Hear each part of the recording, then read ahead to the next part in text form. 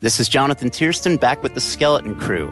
I'm going to put an end to these assholes once and for all. I'm just trying to trim the fat off the pig we call society. Hey guys, this is Felissa Rose. I'm Angela from Sleepaway Camp, and I'm going to see the Skeleton Crew. I'll be back before dinner. Look at all that young, fresh chicken. Where I come from, we call them baldies. Makes your mouth water, don't it? Artie, they're too young to even understand what's on your mind. Then, good buddy, there ain't no such thing as being too young. You're just too old.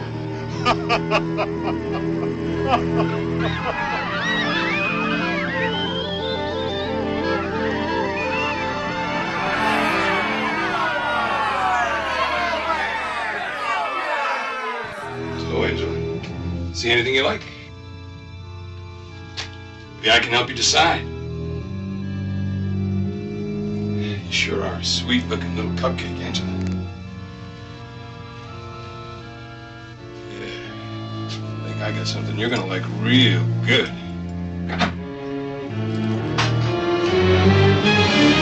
Hey, what are you doing? Keep your mouth shut, you mean? You didn't see nothing. Got it, nothing. Yeah, sure. Whatever you want. Now get the hell out.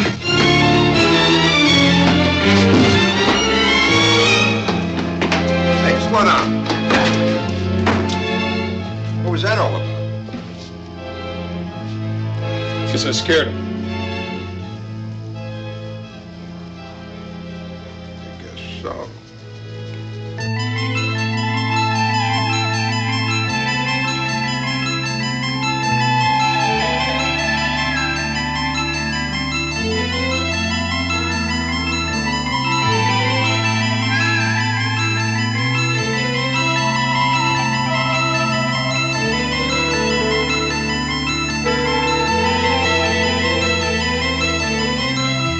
When I look into your eyes, it comes as no surprise. You're slipping away.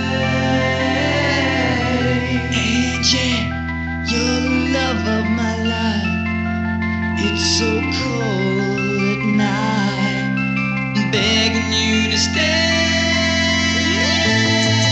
I know it's all a masquerade.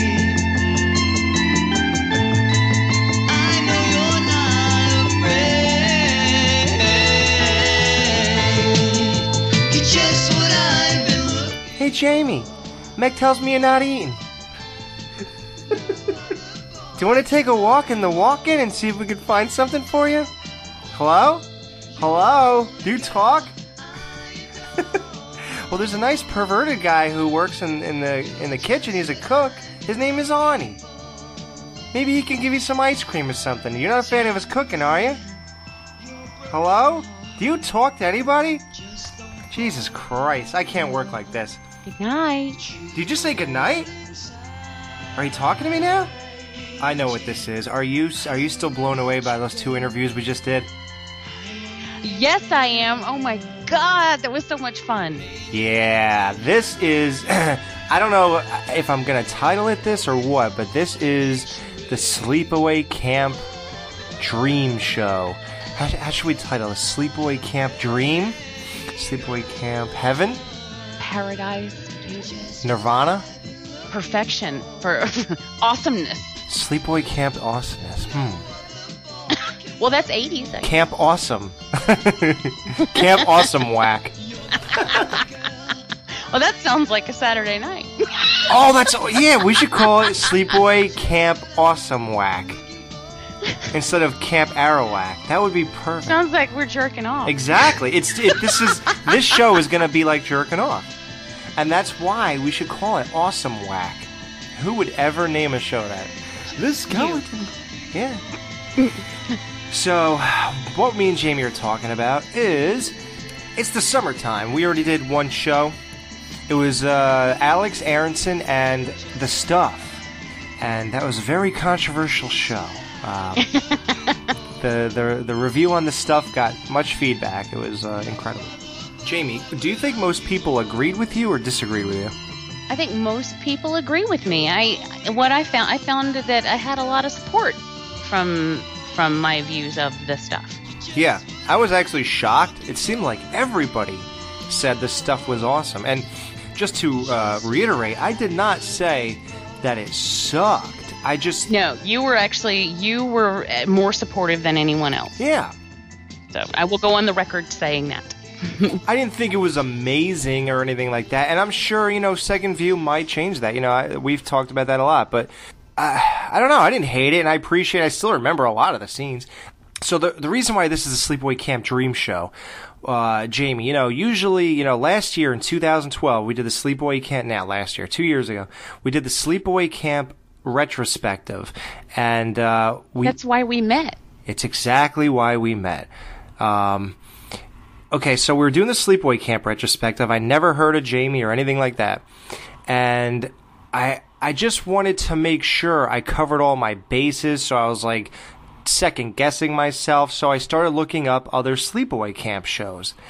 And I was just looking for like an in-depth review or something to see if there's anything I missed, and I right away found Jamie's, and it turned out she just did hers. Like, I think while we were recording ours, they were right on top of each other. Yeah, like you did part 1 and 2, I think, by the time we were recording 1.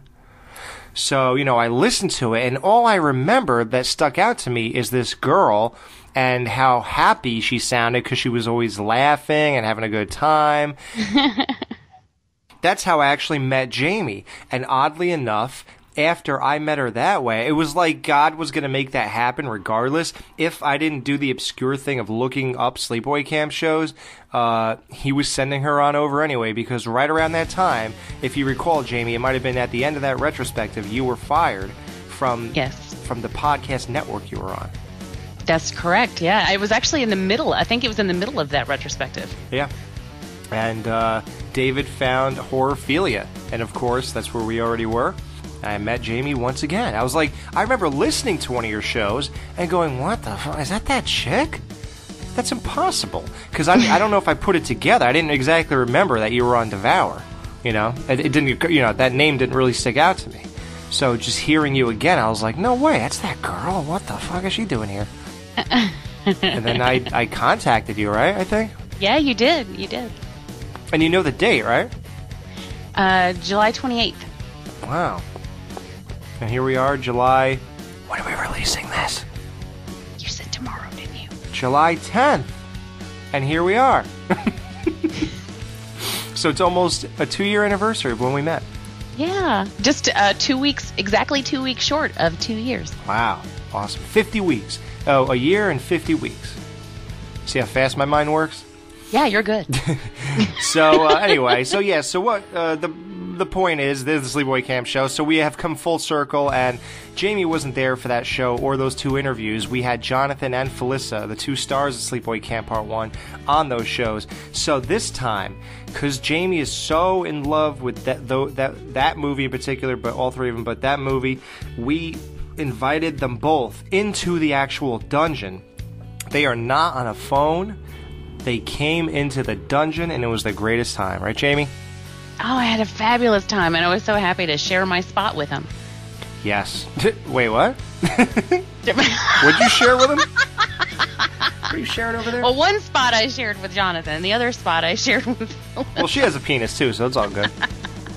So, so now we're going to have those 2 interviews. You are going to love them, guys. Jonathan's interview was like hanging out in a bar with a guy, and Felissa's interview is like, it was like 3 kindred spirits coming together. There was nothing but love in the air and a connection that was undeniable. It was just unbelievable. Yeah, I'm still giddy. Yeah, wait till you hear the interview. And Jonathan's is like, I'm telling you, it's the 2 greatest things back to back. This is Sleepaway Camp heaven. Like, really, it's perfect. Dear Mom and Dad, I've been at a sleepaway camp for almost 3 weeks. And I'm getting very scared. Welcome to Sleepaway Camp. Someone is watching you. Hey, Baba, reload. Someone is waiting for you.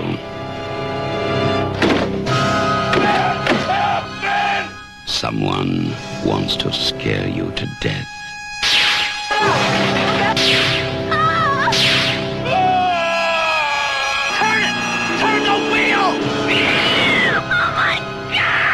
Sleepaway Camp. You won't be coming home.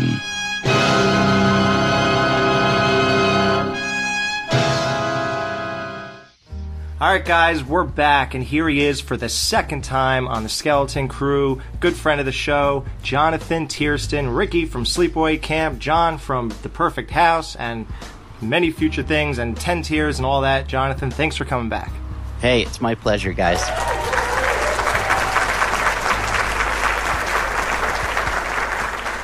You know, so much is going on with your career right now. You know, last time we talked, we kind of kept it to Sleepaway Camp because, you know, we were doing the retrospective, and you guys were nice enough to join us, you and Felissa.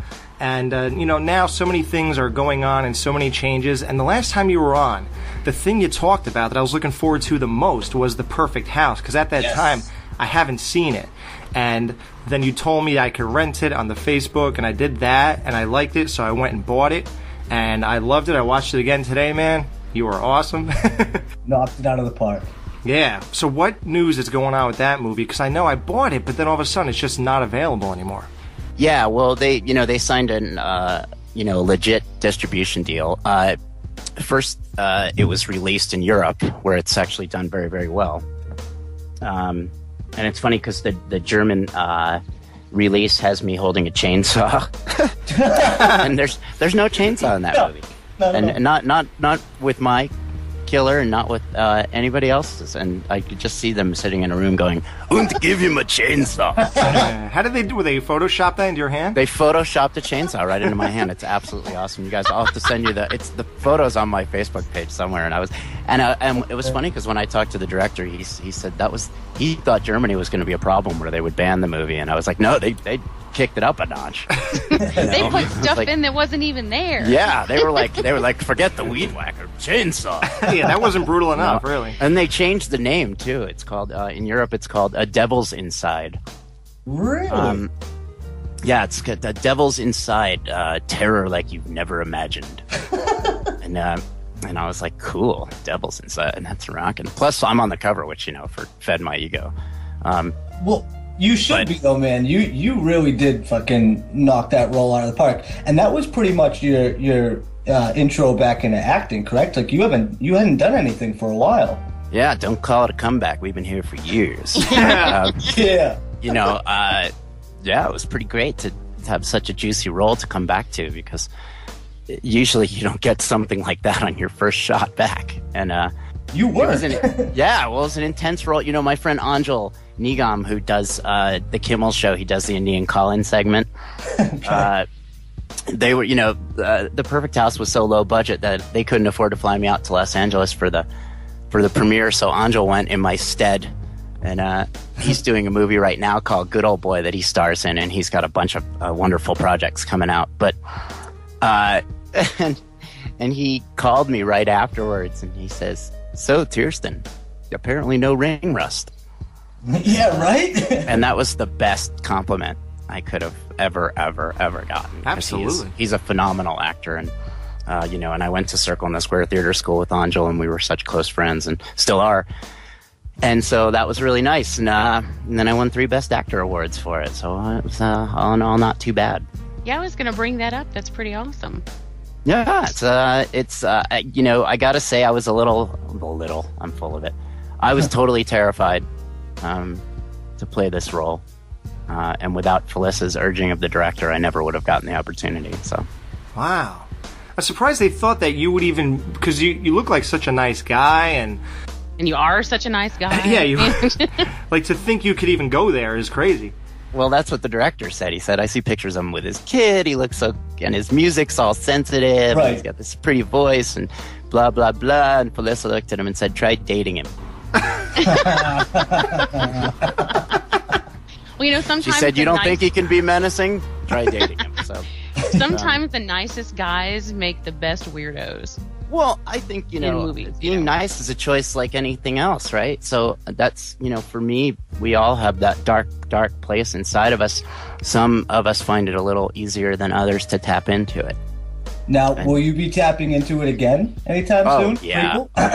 Prequel. I got another movie coming out called Redemption. I play a child predator in that one. That's with George Loros from The Sopranos. And then I get to play a nice guy in the movie The Undead, which is good. That's yeah, my mom cried. She figured it out. It'll probably all fall apart just because of that. But Redemption's about a guy who's down and out, getting divorced, reformed alcoholic. He got a teenage daughter who's really struggling and, becoming very rebellious. And there's suddenly a string of murders of young prostitutes. And he becomes this sort of white knight for them as a vigilante. And I'm one of the pimps. That's supposed to be coming out this year? Yeah, they've already started submitting to festivals and stuff. It's a project all through New York University and Strasbourg. So it's all method actors, which was really an intense experience. Those prostitutes weren't method acting, were they? Because if they are, I got to get on the set. Well, some would say that there's a very fine line between being an actor and being a prostitute.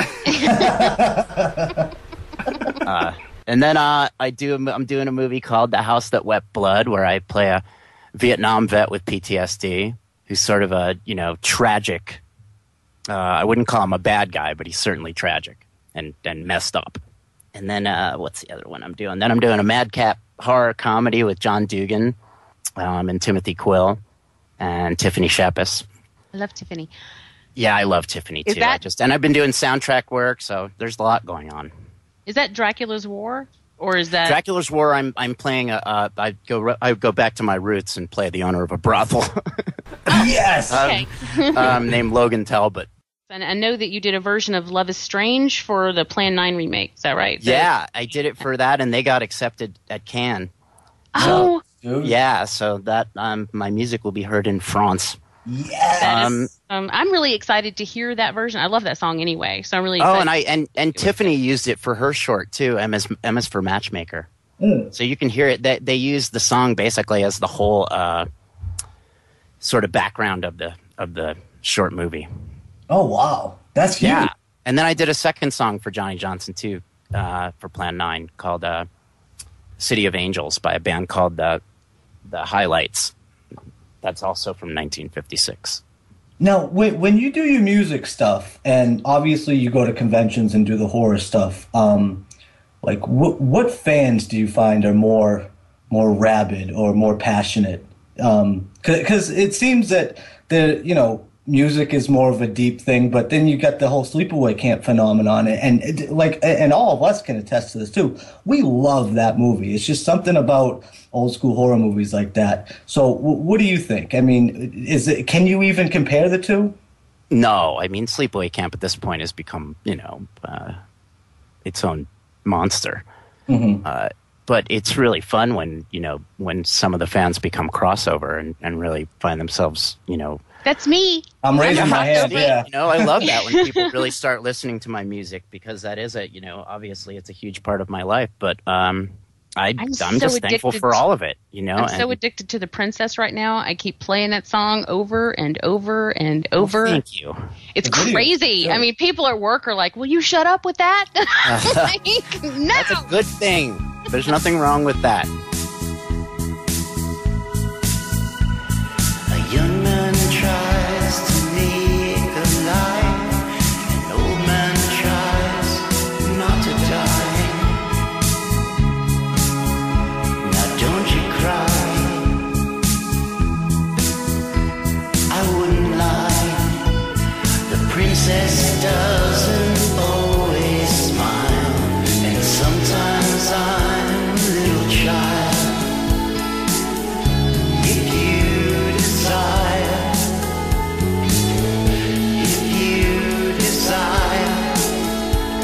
save your life. I know she saved mine.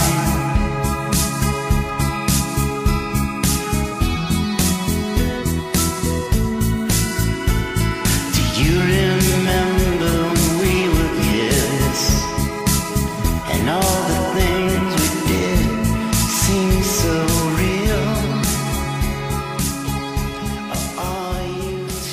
My favorite song is "And the Water That Spills from Your Cup Won't Tell Vertigo. You Which Way Is Down." Yeah, Vertigo. Yeah, that's another good one. You know the way, and try not to listen to what I have to say.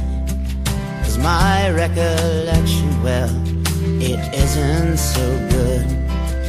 From takeoff to touchdown, I wish that I could.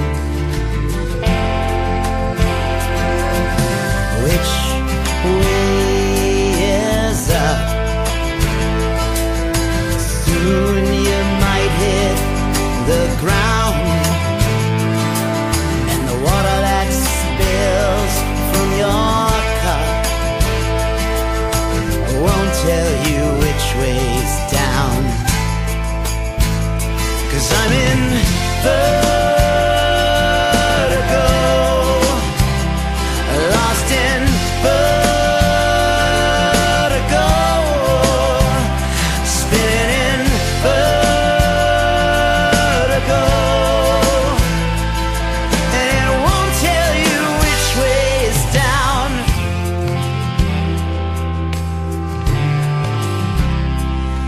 Oh, you always seem to get it, despite all this. I'll be playing that tomorrow night. And when I met you at Viscera several years ago, you were playing, and like I didn't even realize at first. I was just watching you play, and I didn't even realize at first like who you were like right away, because I was just you were standing there with no shirt playing your guitar, and I was like, this guy's awesome. And then I was like, holy crap, I know who that is. Well, it was funny, when I first started doing the convention circuit, a lot of people didn't know who I was, and Sleepaway Camp hadn't really reached this, sort of whirlwind that it's, on right now. And so, I remember one time I was in Vegas and I got stuck in a back room, some guy who made, scary clown masks or something. And so I just took out my guitar and started walking around the Palms and playing for people, just sort of as a strolling minstrel. And I remember Adrian Barbeau and Dee Wallace were like, he's cute. But, and I definitely have to thank Shannon, for that, because she was always a very big supporter from the get, and that was the first time she heard me play was at the Palms, and then she was the one who got me involved in Viscera for that. Yay! Well, I was. That was a lot of fun. That was a whole lot of fun. I mean, you were just at one point you were on the red carpet just playing. I have a picture. I actually met you before Jamie did, because I'm the infamous guy who kept you from your Q&A at Monster Mania. Ah, that's me, man. Remember that? Yes, that got me banned for life.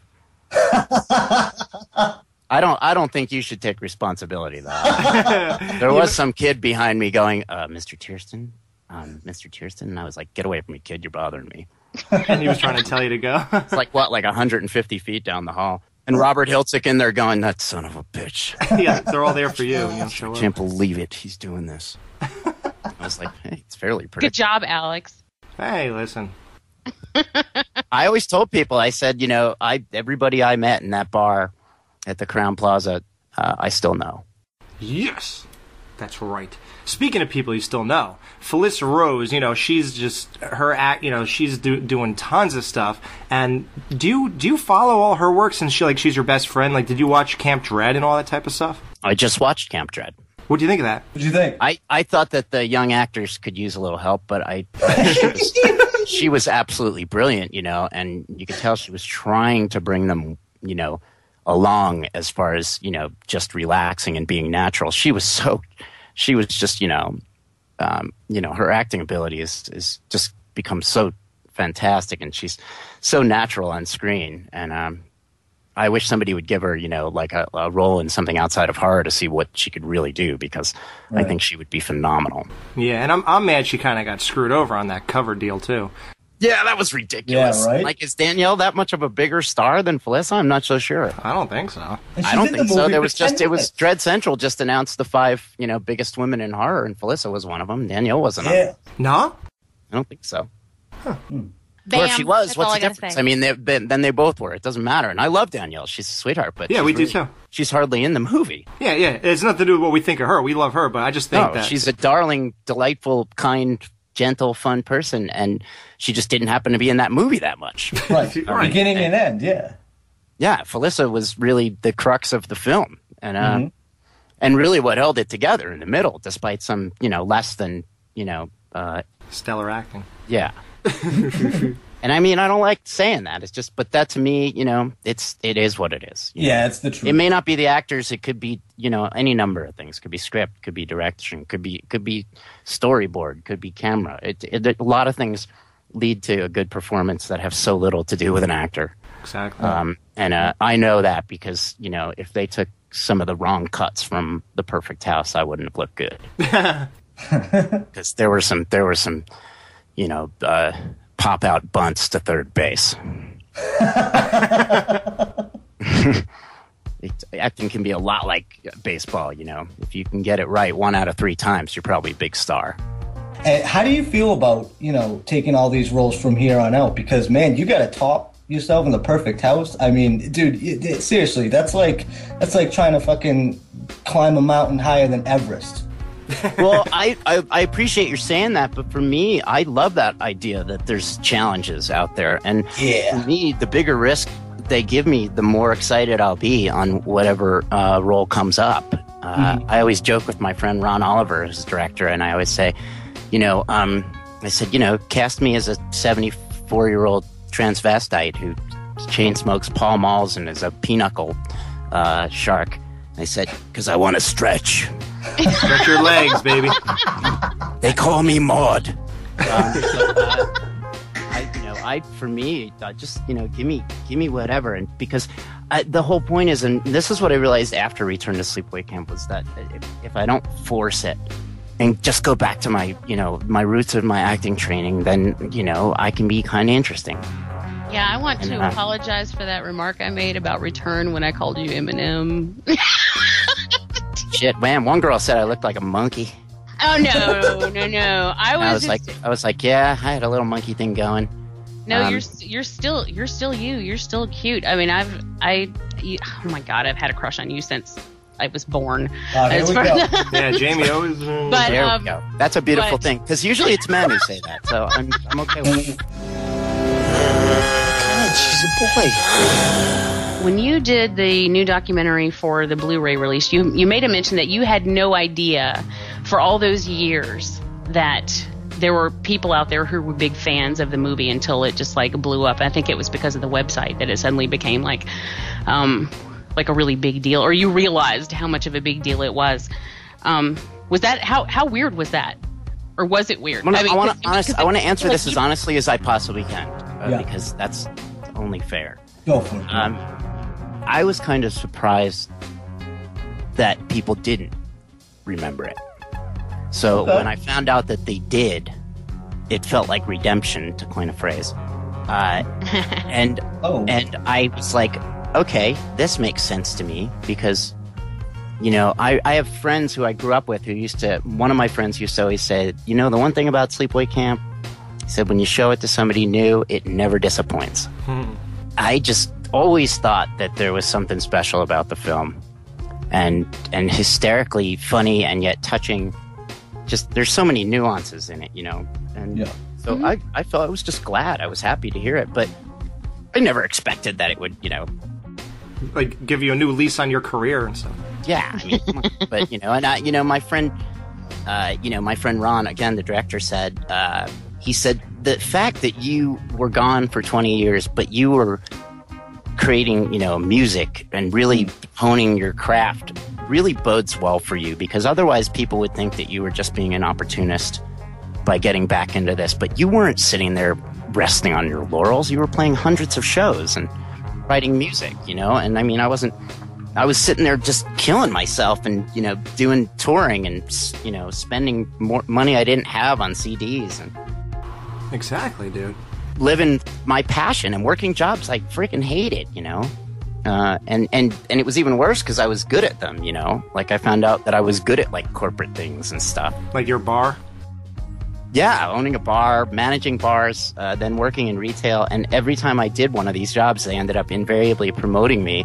And to me, that was almost like this, like, affirmation that I wasn't good enough to be an actor, because my manager back in New York used to always say I had too much of that doctor-lawyer mentality in me. And that was what held me back. And so it was like when things went better at these jobs, it would make my mom happy and make me miserable. Right. And so to finally have reached a point where, you know, there's no day job. You don't have a day job anymore? That's awesome, dude. Dude, hell no. Hell no. I paid my dues, goddammit. I know how to work. I know what it's like. I'm done.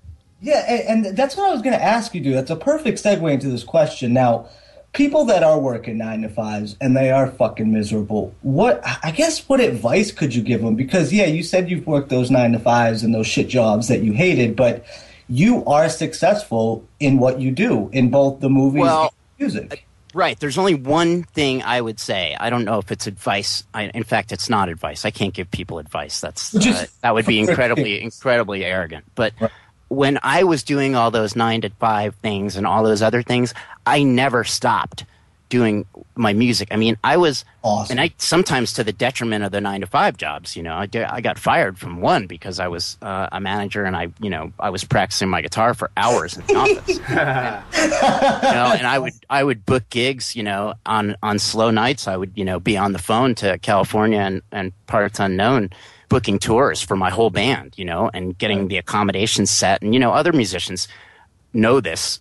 They've been through it. And so for me, it was a matter of just, there was no way I was ever going to stop or give up that dream. And it really all came to a head when the guy who owned the retail place that I worked at, which, you know, they had like 100 stores across the country, and they were, you know, they had taken me out to breakfast to offer me this, you know, higher up position, and I turned him down.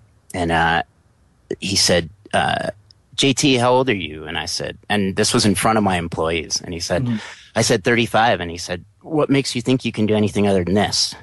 Wow. That just drives you. It drove me like nobody's business. I've never forgot it. At the time, it was extremely deflating, you know. Right. But it's funny because the employees that were there, I still know them, and they come to, you know, conventions when I'm local. They come to see my shows. They own all my albums. And all of them, in their own right now, have become successful. So it was almost like that moment helped all of us to realize that, you know, this was not where we wanted to be. And so that's really amazing. I mean, so your advice is get an asshole in your life? No, my advice is that if you want to do something, do it. That's all. Okay. I know that sounds simple, but it's incredibly hard to do. And I've always gone to what Derek Jacobi, the great Shakespearean actor, said, which is, you know, it has to be a need to. It can't be a want to, because nobody would go through it. It's too awful. You know, the financial insecurity, the stress, the, you know, problem with relationships, you know, problems with girlfriends, and then, you know, my wife, and all these things that, you know, come from trying to pursue something like this. You know, it'd be a lot easier to just, you know, sit on your ass. But, you know, so if you're miserable, don't be miserable. I guess that's my...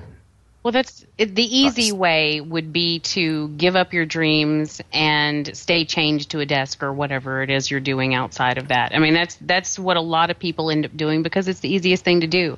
But I have a song called Sancta Cecilia that where the lyric in it is actually something I stole from my wife's poetry, but which is "Oh, to be extraordinary through my years of imperfection." Wow. And then, you know, there's a line about inching your way to a desperate end. And the bottom line is we don't get to be here that long.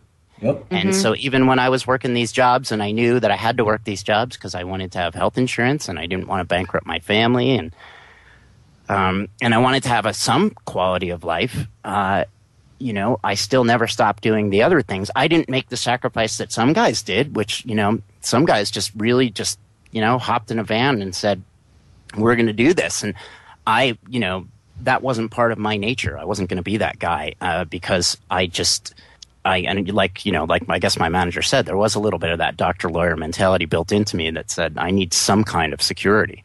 Mm-hmm. And I felt terribly guilty about it, you know, a lot of the time, which is, you know, looking back is so stupid. Right. Well, yeah, I mean. Well, you know, another success story led to more of your successes in the future now and in the future. Eli Roth. Dan's a huge fan of Eli Roth, and he doesn't even know this. This will be pretty cool. Oh, what do we got? Well, Jonathan, you talked to Eli. Eli says he's a huge fan of yours, and that through some conversation is leading up to you being a producer in a bunch of new projects or something like that? Yeah, we you know, we talked about it briefly, but then when I saw him in person, he was kind of, for lack of a better word, wasted. And to really, you know, nothing ever came from it. But it is one of those things where, you know, I mean, he listed us on his top 5 horror movies of all time. Yep. And so, you know, through that, I rekindled a friendship from my youth with Brian Whitten, who produced Chernobyl Diaries and just did Cell with Samuel L. Jackson and John Cusack, and you know, back before produced The Wedding Singer and Little Nicky and several of Adam Sandler's films. In fact, I got a text via Brian from Adam saying, I thought he was dead. And I talk to Brian all the time, and I'll see him when I'm out in LA. But so we've talked about, you know, doing some producing together, and Brian's, you know, certainly on a level with Eli. People don't know his name as well, but that's how Brian likes it. He's not a spotlight guy, you know, he's not a red carpet guy, but he just sits back and counts the money, you know. And, you know, Brian's, you know, Oren Peli and he are best friends, so they do a ton of collaborating, and I think Brian's working on a project with James Wan too. But and I always crack up because Brian sort of just sits there in the shadows, and yet, you know, I'm sure he's probably got more money than all those guys. Wow. And but because he was mentored by Joel Silver. You know? Oh wow. Oh yeah. Okay. Yeah. So I've rekindled a friendship with him, which is really awesome. And you know, he said to me, he stayed over my house, and he said, you know, I'm not going to cast you for a small role in one of my movies. He said, I want to find something that we can produce together. Yeah. So that's been that's something we've been working on for a year and a half now, and we continue to, you know. But if you think just because you know somebody you're gonna, you know, right, get somewhere, it's not the case. But I will say that, you know, the whole Eli Roth thing sort of legitimized me in Brian's eyes. Huh. And so that's fine. And you know, and next time I see Eli, I'll, you know, flip him the bird. Remember that night you were wasted? You were wasted? No way. Let's see, you were wasted with some Colorado Cocor. Well, because it's actually a funny story, because I went up to the Stanley Hotel. Yep. You know, which is what The Shining's based on. Yep. Overlook Hotel. And they started a film festival there. Yep. And I saw that, and I just on a flyer, I rented a room in a Fleabag motel, and I went up there, you know, and it's a really fancy hotel, beautiful. And I've actually stayed in the death room. What is it, 217? I can't remember. I think it's 217. 237. Well, it's in the movie at this 237, but I think in the book it's... No, it is 237, I think. Yeah. Is it? I stayed in that room. But what? But did you have a crazy chick in the bathtub? No, nothing happened. Nothing happened. I'm decidedly not supernatural guy. So I walked into the Stanley, and the entire bar staff, you know, they usually wear these black shirts and black slacks. The entire bar staff were wearing Camp Arawak T-shirts. Oh, whoa. That's awesome. And I looked at the bartender, and he looked back at me, and he did a double take, and my jaw was on the ground. And I was like, what on earth? He's like, you're telling me? And then the bar manager comes over and says, we're going to go get you some credentials. I was like, that is the weirdest thing I've ever seen in my life. And they were all, I didn't even know where they got them. Dude, that is awesome. They said they had them printed up. No, I have one. There's some place. I I have all three of them. I love part. I know that you said you're not into 2 and 3 at all. You said I could find something better to do with my time. Yeah, but dude, I'm telling you should give 2 a chance. Ask Felissa, because that's her husband's favorite one. It's never going to happen. Dude, it's really good. I'm telling you, it's never going to happen. Whatever. You know what? I love your honesty. That is like my favorite thing, because there's no way that I will ever see that movie, and for me to say that it didn't bother me, that I wasn't even asked, would be a lie. Yep, that's what you said. You were mad. You were bummed out that they because. Well, it's like you just ignore Ricky. It's like the protagonist who happens to survive at the end of the first movie, and you go, yeah, no, let's not do that. Yeah, no, you're dead. Right? You're dead on with that. I don't blame you at all. I really don't. Yeah. Now, I would have gotten all Ricky on his butt. That's what I'm telling you. Well, Jonathan, like, all these guys are running around in those T-shirts. This is still huge. The Blu-ray comes out. The big question is, like, you have been reintroduced into this. You've talked to hundreds or thousands. I don't know how many conventions you've been to, but of fans. Oh, I haven't done a lot, actually. Okay, so what is the number one question you get asked all the time, so everybody could stop asking you? Well, I guess 2 things. One is about the last scene. Mm-hmm. And was I there, and did I have the script? And I was the only one who had the script. Oh, and yes, I was there. Mm-hmm. And secondarily, they ask about my relationship with Felissa, because that's everything. And then, we have a pretty well-advertised puppy love romance that went on. And now the last press release I saw said the Richard Burton and Elizabeth Taylor of horror. I said, and it's been fun because of late I've been able to pay her back a little bit with some roles in some of the movies that I'm doing. So that's really exciting. Nice. That's awesome. Everything came full circle. And speaking of that, too, you mentioned, Alex, Felissa's husband. Now you got a show with him tomorrow night. The opportunity, now that he's starting to play acoustic music with this new album, Acoustified, it really, really awesome, Yeah, would you guys ever collaborate on something? Yeah, I think we might. We'll see. I did a remake that I've never released of Close Yet Far. I would have to revisit it to take a listen to it. But I've always really liked that song. But I could see us writing something together for sure. Cool, man. Well, I guess you got to go. So, all right, you got to head out. So F you guys, you know what I'm saying? Yeah, it's a shame, man. Well, tell people though, what's the best way that they can find your music for people who are lame and don't know about it yet? Well, you can. It's really easy to find. You can go to jonathantiersten.com, or you can go to iTunes, or you can go to SoundCloud or Reverb Nation, or CD Baby is a good one because that's where the direct links are on a lot of things. I have a new album coming out with my songwriting partner, Mitch Deswarte, who co-wrote The Princess with me. Yeah, and that's I love that fucking song. Yeah, that's called Family, and I just added 2 new tracks that'll be on that called Sweetness in Hong Kong, which I just put out there a couple of days ago, not to release, but just to sort of get people's feedback on them. And there's another movie called Sliver that's coming out that Gino McGahee's doing, but he used like 6 of my songs in that. Wow. Yeah, dude, that's awesome. I love the idea of doing all this soundtrack work. Well, that's like a marriage between the 2 things you do best, movies and music, and you can bring them both together. That's awesome. Yeah, I especially like the soundtrack work because I can do it from home. Yeah, right. Oh yeah, man. Because the Princess, Mitch and I did that entire song from soup to nuts all by ourselves, including producing it. Jesus. Yeah, so that was really, that's what's so exciting about the new technology and, using it in a tasteful way, we mix a lot of acoustic instruments with sort of, ambient techno.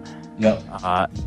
With a ton of experimentation and a lot of sleepless nights, but that's what's so neat. You get that sort of really hybrid sound, and then not a lot of manipulation of my vocals because I think my voice, not to sound too egotistical, but it stands on its own. You're like a canary.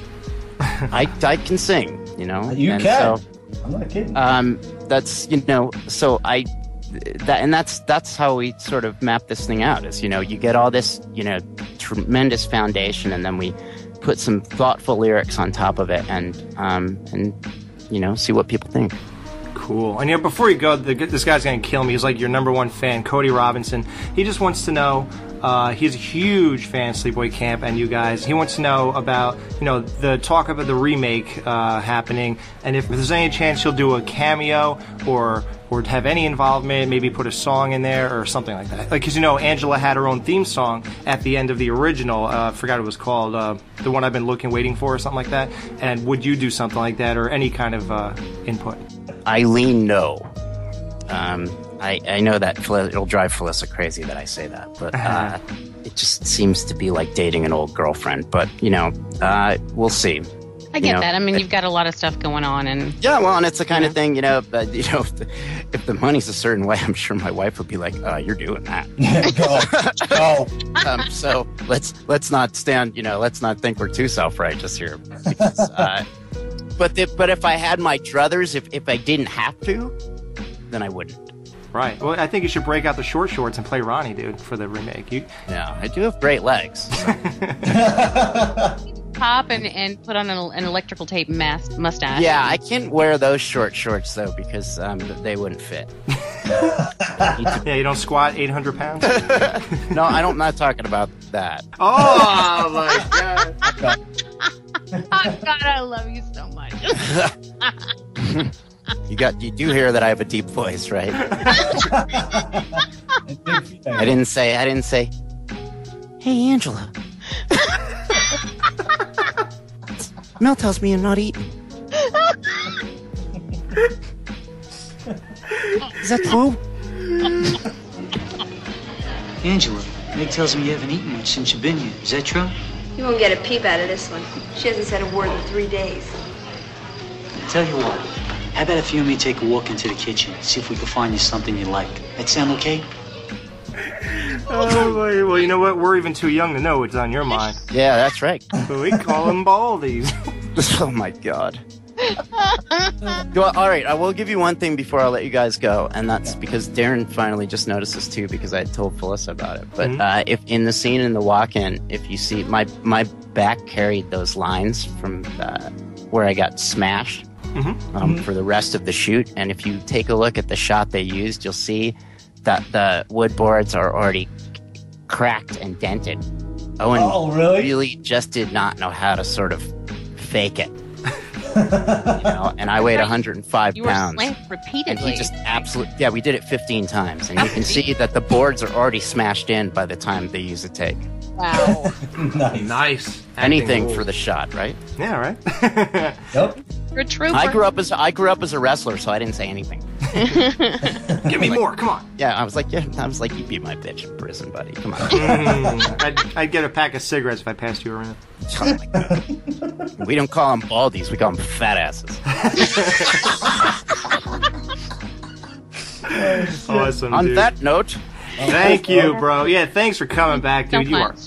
Oh, you're very welcome, guys. Thank you anytime, and I really, really appreciate everything. So, and just stay in touch, and we'll keep doing all this craziness. Yeah, guys, hop on the Skeleton Crew group page because Jonathan pops in once in a while. So thank you for that too, man. I do. I tend to comment on random stuff. So I love it. Yeah, watch yourselves, people. He's out there. I'm lurking.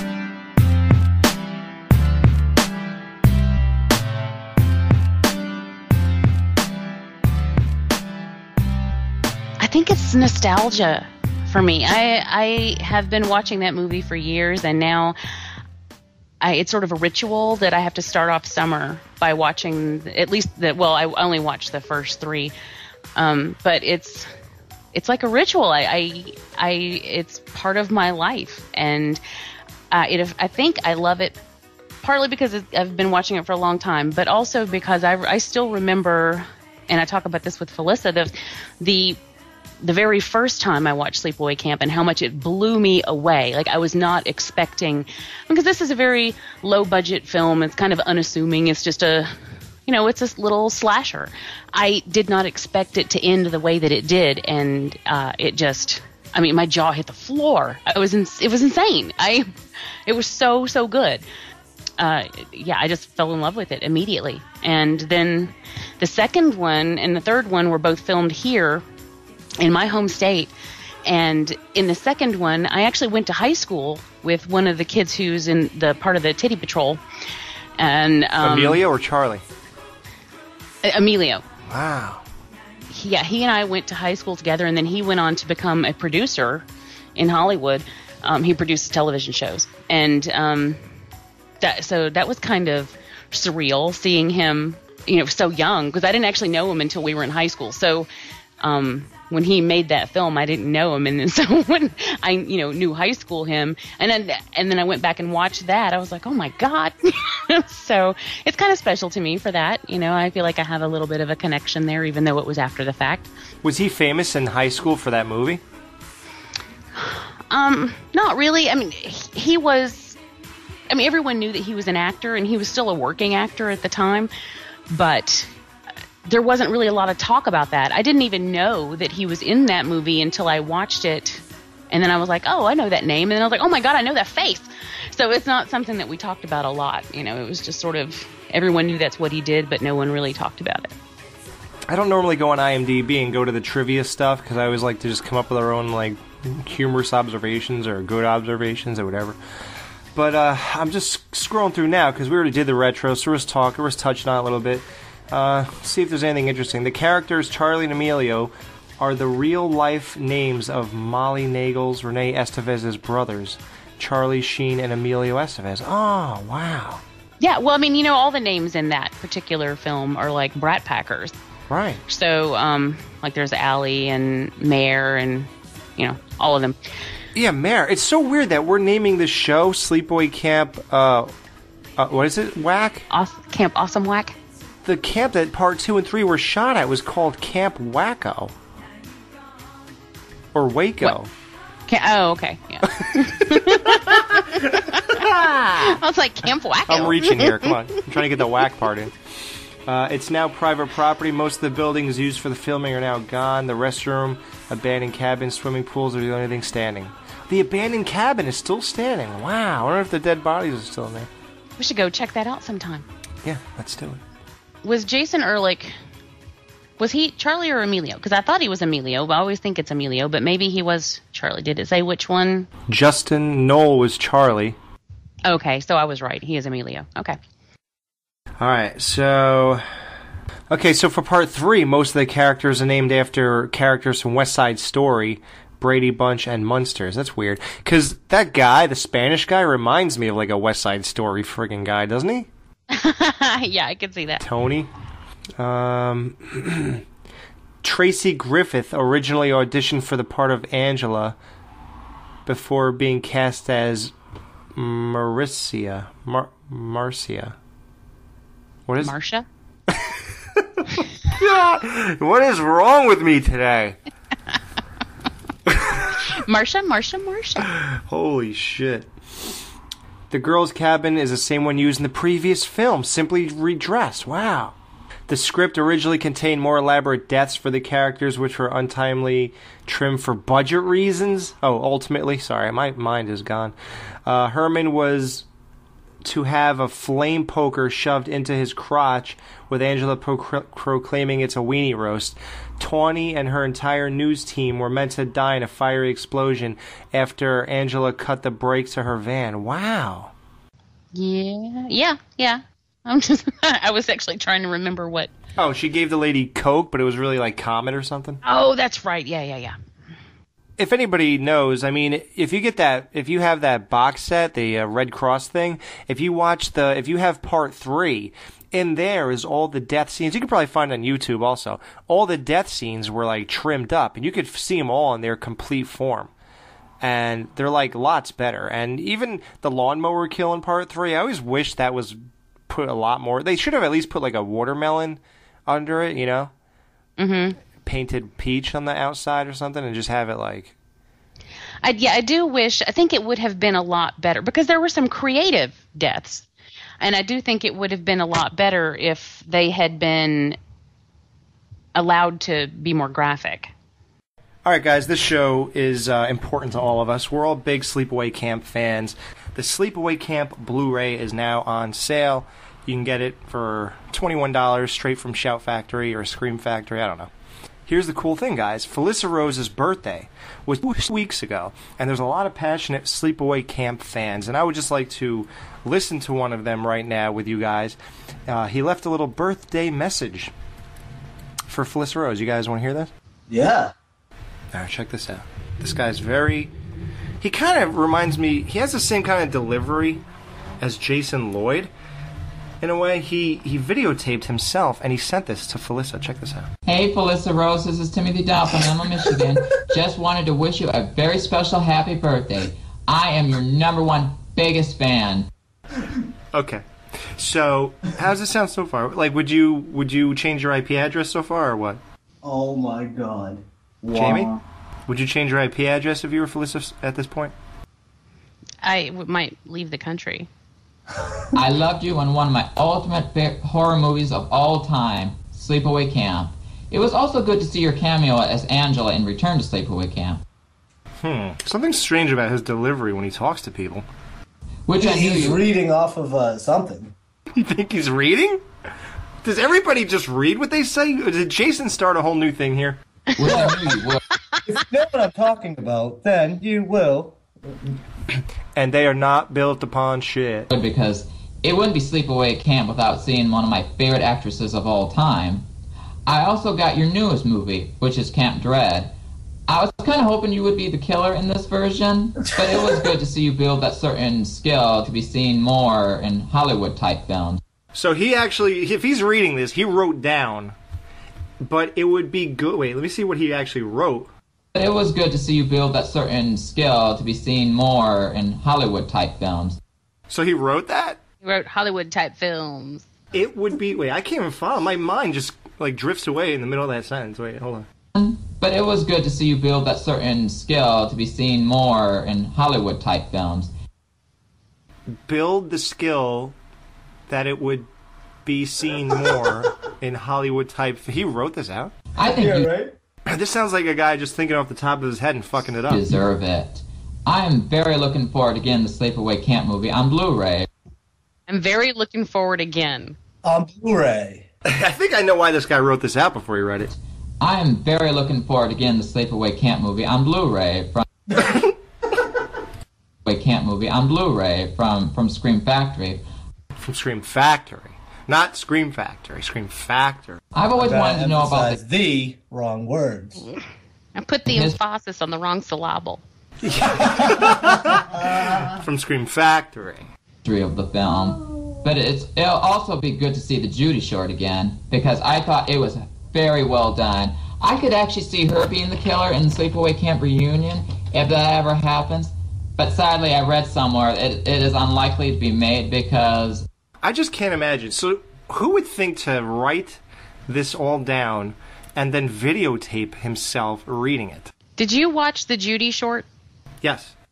Did you think it was very well done? Not really.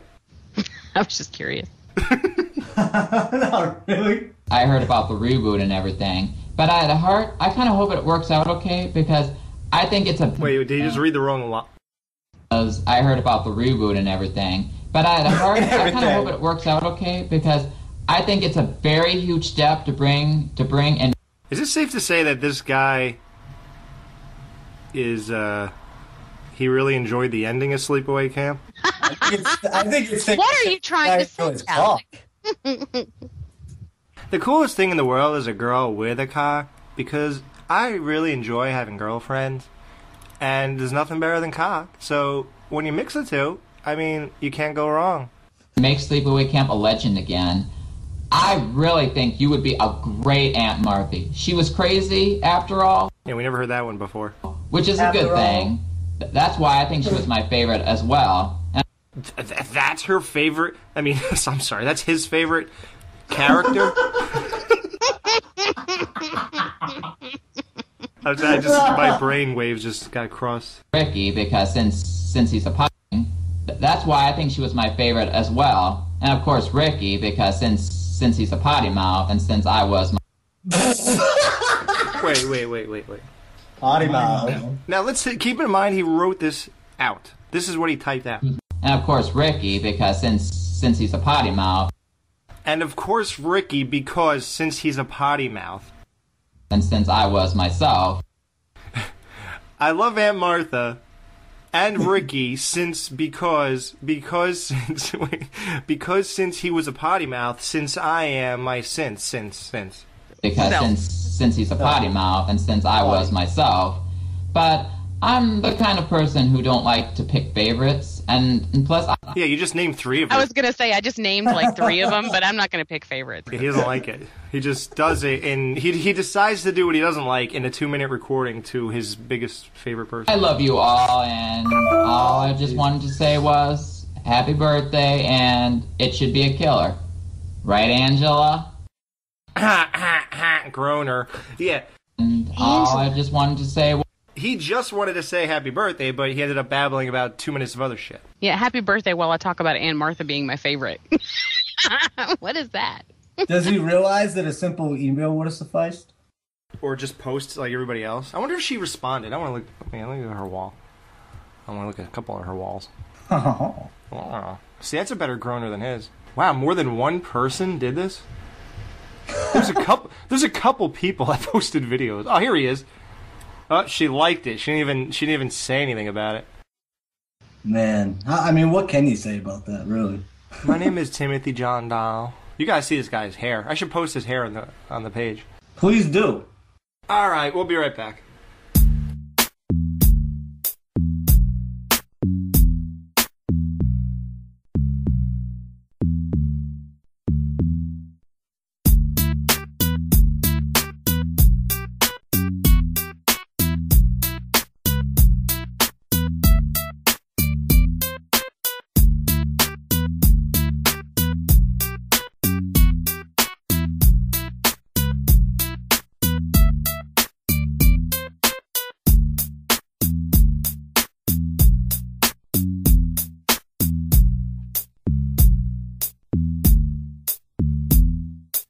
It's not the heat, it's the humidity. It's not the girl, it's her stupidity. Summer, it's the summer. Good time to get a Hummer. No, I don't mean the car. I walk to the bar, walk out so drunk, forgot who you are. Helping no lady walk across the street. Tripped her over a curb and knocked out her false teeth. Make it back home and I just sit back. First I go to the fridge and start on a 6-pack. Already got started on a bottle of Jack. After 12 40 ounces I needed a snack. My liver threw up a white flag and a slow-bone attack. Ambulance finally made it there and threw me in the back. They're wheeling me in, man, I feel like a chump. I'm spilling my drink, man, stop hitting these bumps.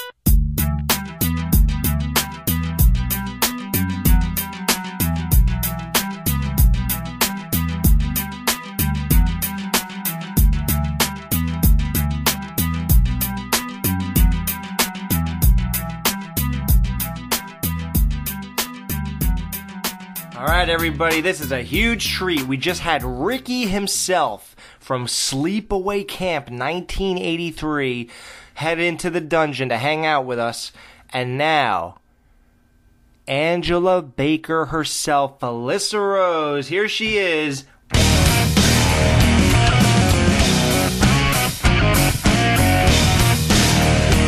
Here she is. She's coming into the dungeon right now.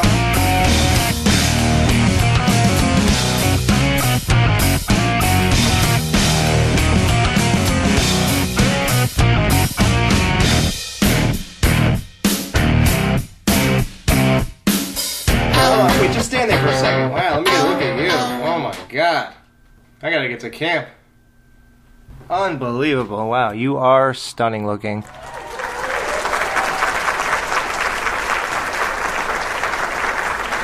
All right, guys, we're back, and we are joined with a very special guest, the greatest guest you could ever have in the summertime. It is Felissa Rose, Angela from Sleepaway Camp. Angela, thanks so much for coming back on the show. Aw, thank you guys for having me. That was such a sweet intro. Thank you, thank you. Oh, thank you. You know, last time you were here, you actually revolutionized the show because we used to do it a different way. We used to put the show right to YouTube because we didn't have like a real horror network type thing with MP3s and iTunes and stuff. And we did about 20 or 19 shows before you, and they were all, you know, they were like getting, I don't know, maybe like like 50 hits or something on YouTube.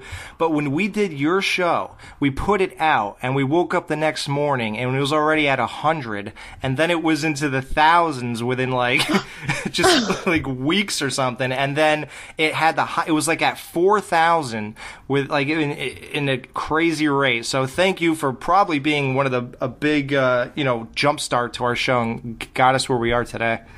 Oh my goodness, thank you for sharing that with me. That's amazing. And you know, I thank you guys so much for having me, but that's really cool. I'm so happy that happened for you guys. You deserve it. Thanks a lot. You know, it's amazing. And you know, last time you were on, we got into everything Sleepaway Camp, and it's funny because when you did the documentary for the new Blu-ray, like so many things that we discussed here and I thought were so exclusive all of a sudden come out. I'm like, no, we did that. You had it first. Yeah, right. Hey, we had that 2 years ago. But right. Yeah. But so, you know, now I want to get more into like what you're doing now and like you as a person, and you know, you being such a big part of the genre, you got into horror itself. Like I don't know, did you get into it because you were such a iconic person in it, or did you always were like prone to be into horror movies? Well, you know what? Since I was so young when I did Sleepaway Camp, I was like 12 turning 13. I hadn't really experienced much of the genre myself. My parents weren't like tremendous horror fans. But I remember seeing like the coming attraction, the trailer for The Shining and Magic and Texas Chainsaw Massacre. So all of those movies, you know, sort of piqued my interest. I would see the ads. I'm really dating myself. I would see the ads in the newspaper, and you know, it was always exciting to me. But once I had filmed Sleepaway Camp, it definitely was like, okay, this is a genre that I not only love and respect, but I'm now a huge fan. And I was lucky enough to go and watch all of the big movies after that. My parents were kind of like, well, you filmed it, you know, you kind of did all of that anyway firsthand. So now you can watch all of these movies. And it was tremendous because I really am a big fan. And I've been fortunate to meet so many people and so many movies I love at the conventions. I'm like I'm the craziest fangirl. I practically jump on everyone. I'm like, oh my God, I love you. And they're like, we love you too.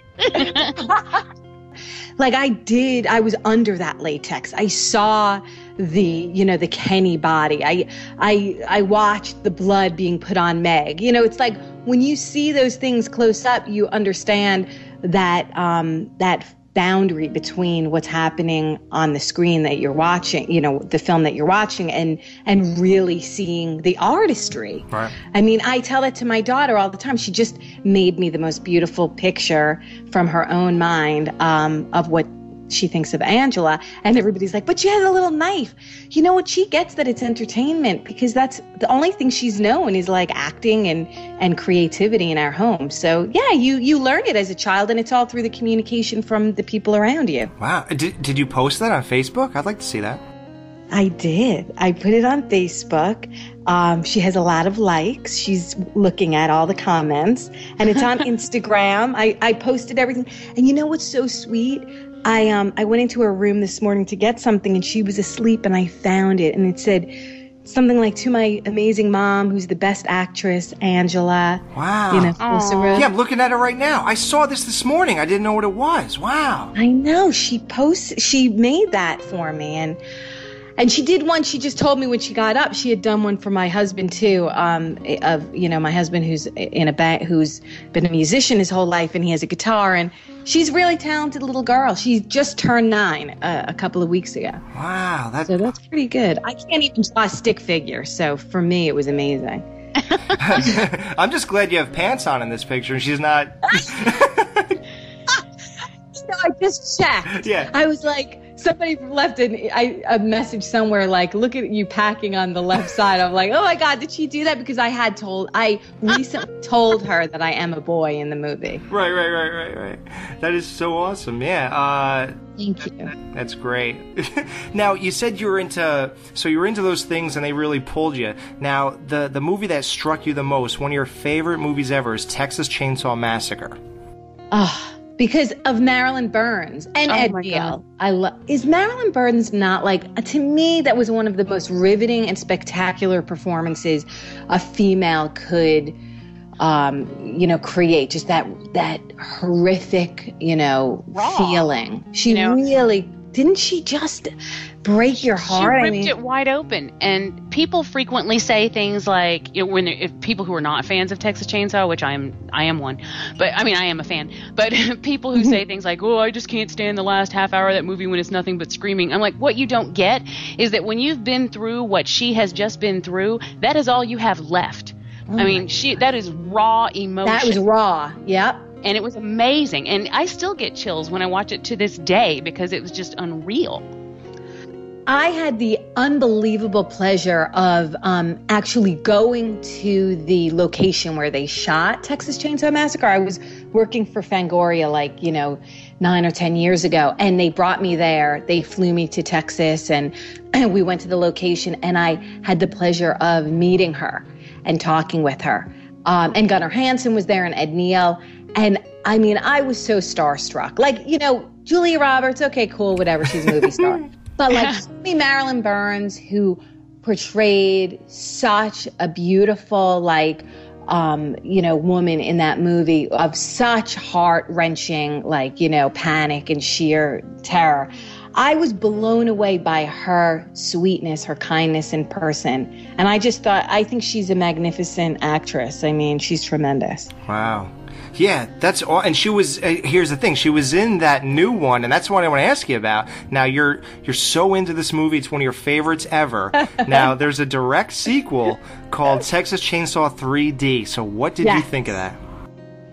I'm a fan of horror, and it's very rare that I get kind of up in arms, let's say, and I don't like something, because I think maybe having made a bunch of horror movies, I know what goes into the process. Mm-hmm.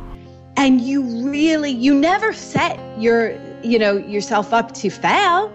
You don't go into movie making to make a piece of, I don't know if I can curse. You can say whatever. It's all good. You go into it wanting to please the audience, wanting to make something spectacular and amazing. So for me, I always see the highlights, and I thought that there was, some great stuff about it. And I was happy. I actually really enjoyed it. So me too. I don't feel bad. I'm not alone. It's almost like an apology in my telling you how much I liked it. But I can't tell you otherwise. I really did enjoy it. Yeah, we gave an in-depth review on that, and I think I gave it a 6.5 out of 10. I think that's big. That's good. Yeah, I think it's accurate because I really appreciate what they did with the direct sequel idea and not the rehash crap. And that's another thing I like about you. It's I love how what you put out there and what you represent. Everything you represent is fresh, cutting edge, and new, and no rehashes, no remakes, things like that. And I know that if they did remake Sleepaway Camp, you would obviously want to be a part of it, and you should be if the right people are making it. They definitely should have you do something. But you, for the most part, are into the new, fresh ideas. You just did Camp Dread, and just hearing the whole idea of Camp Dread, on paper, it's one of a great, fresh idea and a new take on horror. You must have been really excited to get into that. I was really excited because I had become close friends with Harrison Smith, the writer and director. And I just think he's a really smart, fun person, and he wants to make good movies. Obviously I've done, just to clarify, I don't think I've ever done, anything like Citizen Kane and like that kind of movie. I mean, I make cheesy horror movies that can definitely entertain, Yeah. And you hope that they turn out well. But with Harrison, it's always a pleasure because I know that, especially, he works on certain budgets and his integrity is enormous. I mean, I think the script was really cool. It was had a lot of fun twists and turns. Mm-hmm. I love the character he wrote specifically for me that was very generous and kind. And to work with Eric Roberts and then Danielle Harris starring in it, I didn't get to work with her, but I got to hang out with her, was like, talk about geeking out. I mean, I was just, a little puppy jumping all over them. Yeah, no, I can imagine. Eric Roberts. I mean, Jesus Christ. I really love Eric Roberts. I do. And and I'm tired of it. He takes so much shit for doing, a lot of movies, and, some of it is not amazing stuff. But you know what? He's working. Right. And we as actors, we have to work. So sometimes we might take a project that isn't like the best movie in the world, but we love the cast. We love the crew. We love the director. There are other reasons for taking on a film. And I just think that he's such a big talent, and we're lucky to see him in so many things. And for me to actually sit next to him and play opposite him, I mean, I swear to God, I mean, you could ask the crew. I was so ridiculously panting and drooling, like, oh my God, I'm with Eric Roberts. I was like every fangirl who wants to be in the presence of Eric Roberts. And his first line to me wasn't very kind. I'm all like dolled up for the first scene. I'm in like a tight little dress, and hair and makeup had been done for took them 3 hours, and he's like, have you gone through hair, makeup, and wardrobe yet? Oh! I'm like, yes. And I still love him. I thought that was the cutest thing. I knew he was just, messing with me, but it was just, it like cut that nervous energy right away from my being, because I was terrified. He's a legend. He's iconic. Look at the roles he's done. And I love when he gets emotional. I feel like he just pours everything into it, and it sort of comes off that way. He's the real deal. Yeah. I dig him so much. And can I just say one thing about him? Like, personally, he's a big sweetheart. He's a really kind man. I know that he's an animal lover, and a huge animal lover. And when he used to post things on Facebook all the time. Like, he would see a lost puppy somewhere. Yeah. And he would post about it on Facebook, and that endeared me to him so much. I'm like, yeah, this is a real guy who has real feelings. His wife Eliza is just as beautiful and compassionate and loving. I had the pleasure of meeting her, which I guess we'll get to. He starred in a movie I just produced called No Solicitors, and so she came to the set one day, and she's another one who just has this energy that you want to get wrapped up in. She's awesome. Oh, so you changed the name. It was going to be Dead by Solicitation. Death by Solicitation, right, yes. Okay. The original title. Yeah. Wow, Alex. I fought that tooth and nail with my friend John Callis, who wrote and directed it. I just felt like it was almost too cheesy, if there's such a thing, like Death by Solicitation, It was like, I don't know, like too silly. So we changed it to No Solicitors, which I thought had more of a cool ring, to it. Yeah, and that's a big step for you. I mean, I know, because we're friends with another show, with the Terror Dome, and you were on their show. Yeah. You remember that? Yeah, a year ago. And, or maybe a little less than a year ago, but you said how you're a little bit too chicken to be a director, because it's like, oh my God, what am I doing, this and that. So, what you did do, which I think is a big step too, is production. So what was it like to produce something like this? It was terrifying, was the first thing. It was really, really, scary to think about putting all of it's like a movie is like a big puzzle. This is how I always describe it. There's like billions of pieces. And basically what the producer has to do is put all of those parts together, like cast it, crew it, everything. I mean, you have to be the person to hire the caterer. You're at least, that's I was the sole producer on it with a line producer, John Schuweiler, who saved my neck 1,000,001 times. But it's like you have tons of paperwork. You have to deal with the props. You have to every department you're overseeing. And it was a large chunk of, scary and excitement and everything going on. But I think at the end of the day, it was the most wonderful, scenario I could ever dream up for myself. And I hope to do it 1,000,000 times more. But yeah, that was cool. That's awesome. Yeah, because we talked to Danielle Harris in October, of course. And, I love her. Yeah, right. Yeah, she was really cool. And I asked her about because she directed actually. Amongst Friends. Yeah, and I asked her like what was the difference between that and acting, and basically it looks like the same thing or production. Like it never ends. Like when you're an actor, you go home, you're pretty much done with it for the day. But it looks like producing seems to be a 24-hour job. I'm still in it. Okay, I'm still getting threat texts from my director now.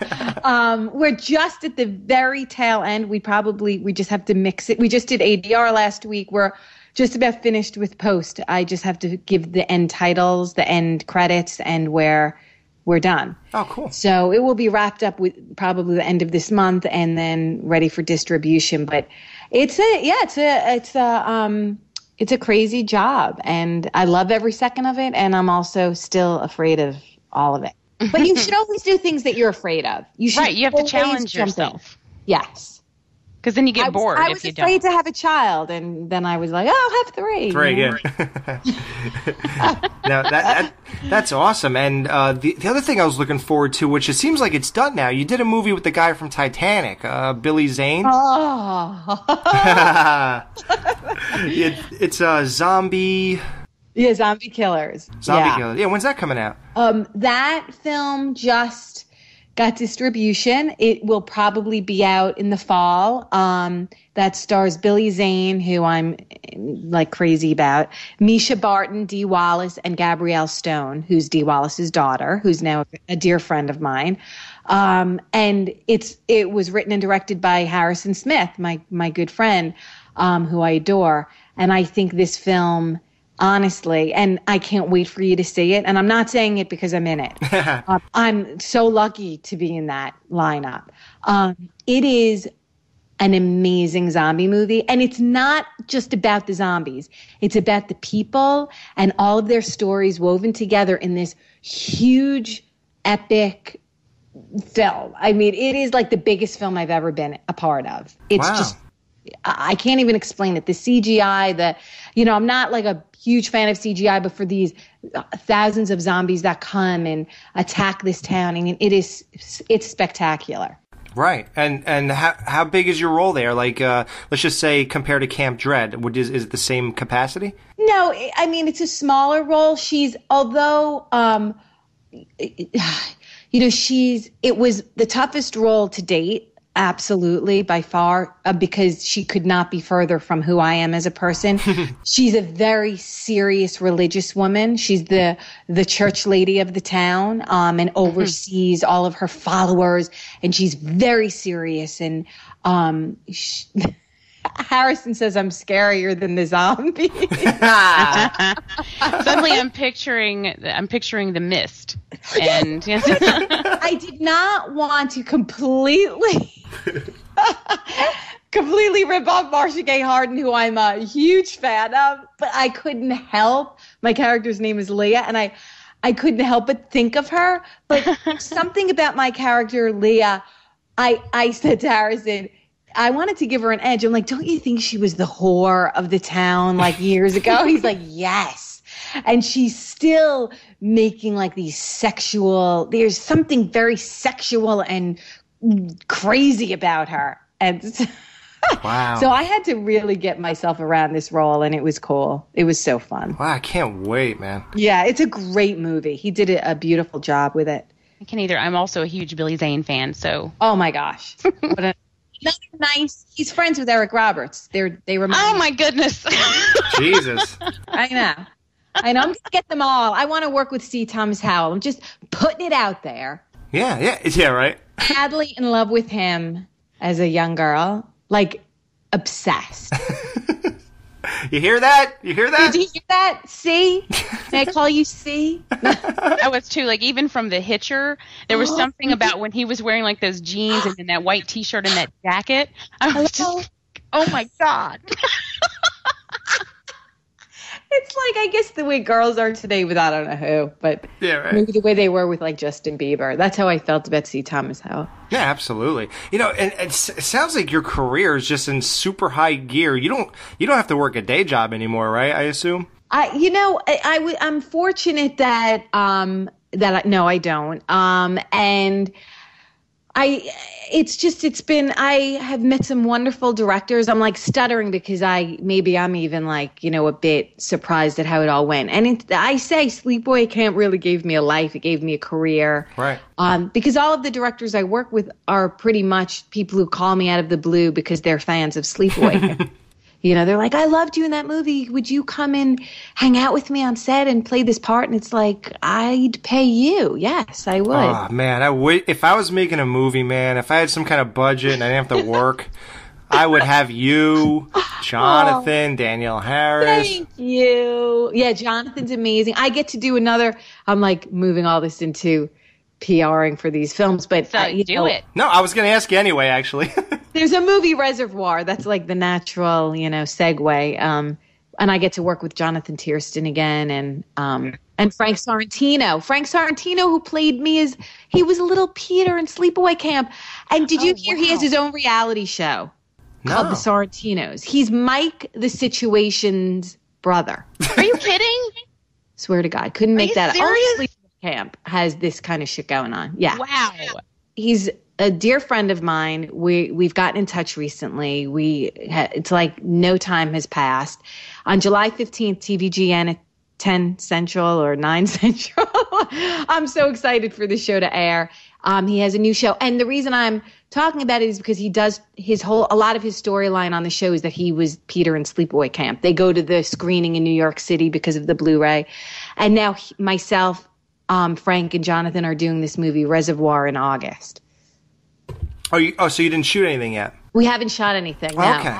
And then Frank might even have a second season, and he's coming with me to a bunch of conventions, and the cameras will follow him. Wow. So that'll be cool to see horror like on. I think we could take over reality TV, people.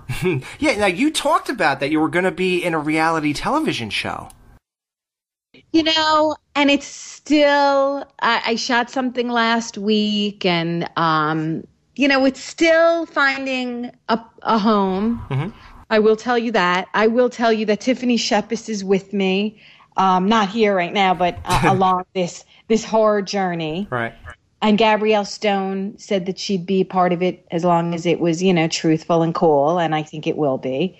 So we'll see. I mean, I think with shows like The Walking Dead and, so many cool horror Bates shows. Motel. I was just going to say Bates Motel is produced by friends of mine at the Wolper organization, and I'm just proud of anything horror on television. And I think we should take over alternative TV, reality TV, whatever you want to call it. Yeah. I'm done with the Kardashians. Haven't we seen enough rich people Yes. doing nothing? Drinking wine? What do they do? I mean, God bless them. I don't hold anyone back from having a successful life and career, but I think we need something fresh and new coming out, and I think horror is the way to go. Felissa, I have this conversation with my fiance constantly. I said, "Hun, there's no what are you even getting out of this?" Like, she literally watches every single thing. She watches Jersey Housewives, Atlanta Housewives. I do too. I watch some. I don't have the, sadly, I'm watching Disney most of the time if I'm watching television, but I do get caught up a little bit. It's like a train wreck. I call it my Doritos. You don't want to eat Doritos. They're bad for you, but you can't help it. That's how I feel about reality TV with these housewives. Oh, I hate it. Oh, honey, let's change it. Hang on. What is she saying? Mob wives. They're beating the living shit out of each other, people. And we're watching. You know, tune into me and Tiffany, and you'll get a whole lot of, or real stuff. You know, what we go through in a day. We don't have $1 million. We're not getting our nails done bullshitting over, what Mercedes to buy. We're actually wrangling 1 million kids at a time, trying to clean our houses, and then go and get bloodied up at night, you know? That's the life, though. That's the life. And we love it, yeah. Yeah, and your show would be awesome because you're so busy. Like, if you go on your IMDb, it's like No Service, The Undead, Dead End, Jurassic City, Within the Walls, No Solicitors, M is for Matchmakers, Zombie Killers, Camp Dread, Awesome Girl Gang Street Fighter, I Was a Teenage Suicide, Aliens versus Assholes, and it's like constantly, like, you're so busy. That's so awesome to see that, because I was telling, Jamie here, I was like, man, we love Sleepaway Camp, but wouldn't it be so nice to have, an extension beyond that and really, still follow what you're doing? And we're just thrilled that you're still working. And now you're and you and Jonathan, too. He's actually, we interviewed him a little while ago, and he's going to be on the same show. I had to do my Sleepaway Camp's one of my favorite movies ever. So to have you both on the same show was like a dream. So I had to arrange that. Thank you. And I know he loves you. And thank you so much. Thank you for having me. Oh, thank you. It's funny. I don't know if you'll recall this, because you meet probably thousands of people at every convention and stuff. But a guy, John, he gave you a DVD or a Blu-ray, the new Blu-ray, and he asked you both to sign it and write the Skeleton Crew on it. Yeah, I do remember that. Yeah? Yeah. That was for me, yeah, because I can't... I think that was Blood at the Beach, maybe, or something. I don't... You're never in Jersey, man. I'm like, come on. I'm going to be in Verona, New York for ScareCon. That's in September. Come see me there. Yes. Okay. And, the conventions for me, obviously I'm away from my kids, so I get to let it all hang out, so to speak. Not my penis, but I get to, We won't see that? Yeah, I was hoping to see that penis of yours. That penis, it's so tiny.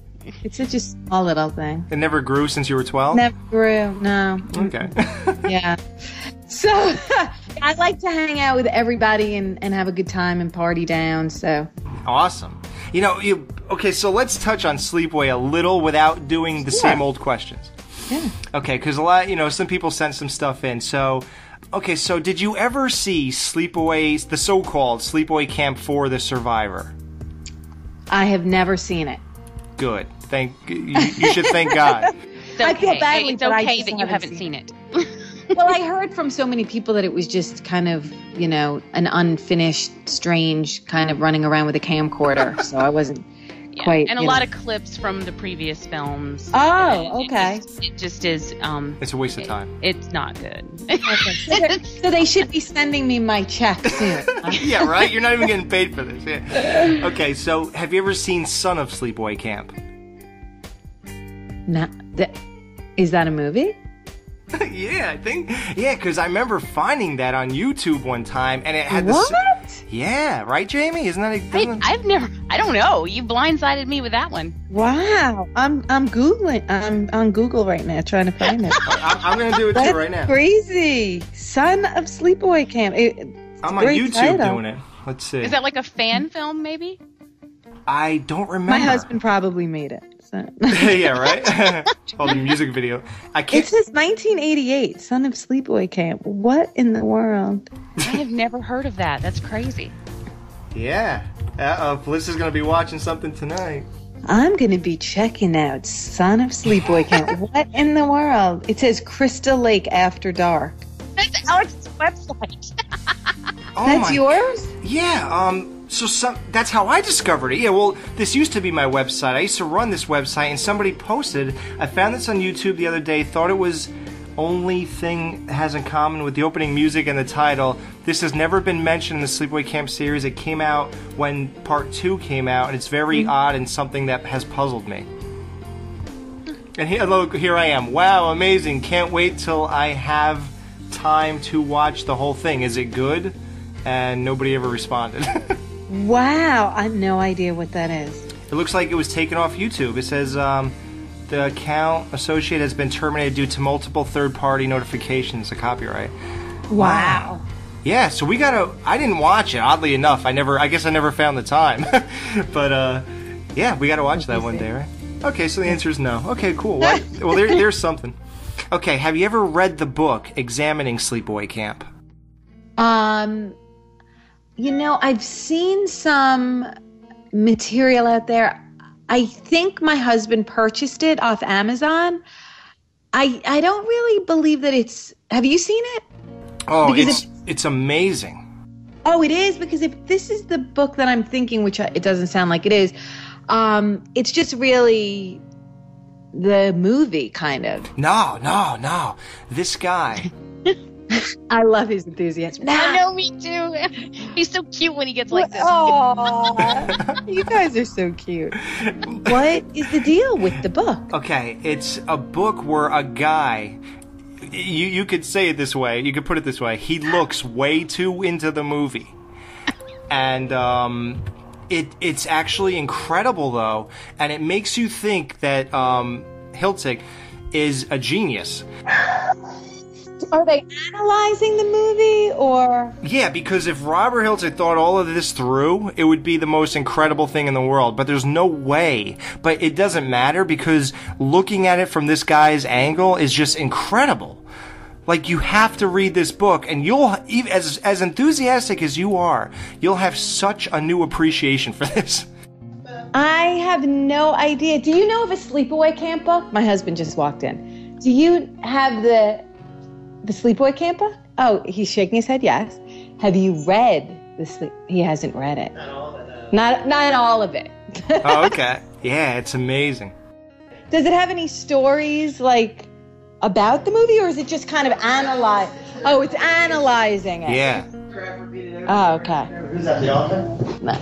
He goes, he's like, it's just kind of repetitive, and he said, is that the author? No, it's not repetitive. Let me watch what I say in case you're talking so to the author. Funny, right? My husband has no filter. Yeah, right? Say it all. So Kylan and Brett were there. Okay, so anyhow, sorry about that. So no, we haven't read. I'll take a look at it, Alex, for sure. I'm telling you, you would absolutely love it. It's like another fresh take on the whole thing, and it does all 4 movies, believe it or not. So what's it called again, Alex? Examining Sleepaway Camp. Okay, I'll have to check it out too. Our friends just interviewed the actual author, so man, I should have heard that before I did this interview. But wow. So okay, I'll check it out. Yeah, and the other thing is, it's the really amazing thing about Sleepaway Camp that nobody really thinks about is, I think everybody gets kind of sidetracked with the idea that you're a guy at the end of the movie, and they don't realize that one of the biggest twists of the movie is that you were built throughout the movie to be the final girl, and the final girl is the killer, and that never happens. Oh, that's pretty, Alex. Yeah, see, that's like a double whammy, and that's what I told him when he brought it up to me. I'm like, I think people were too busy being blindsided by the penis. They didn't stop to think about that, but it's true, That is pretty amazing. I love it. I'll take it. And the other thing everybody wants to know is, how come you became like a beast instead of just a regular 12-year-old? Like, why were you going like, and like crazy compared to just being a guy who's just standing there? Well, although not a murderer in real life, thank heavens, I would imagine if you are someone who's just gone on like a rampage through a camp, and then you sever the head, the complete decapitation of the boy that you were kind of dating, right, and you're naked and you're about to do this tremendous reveal. I don't know. I because I've thought about it. I've obviously tried to make sense of some of Sleepaway Camp, which it's still, it is what it is.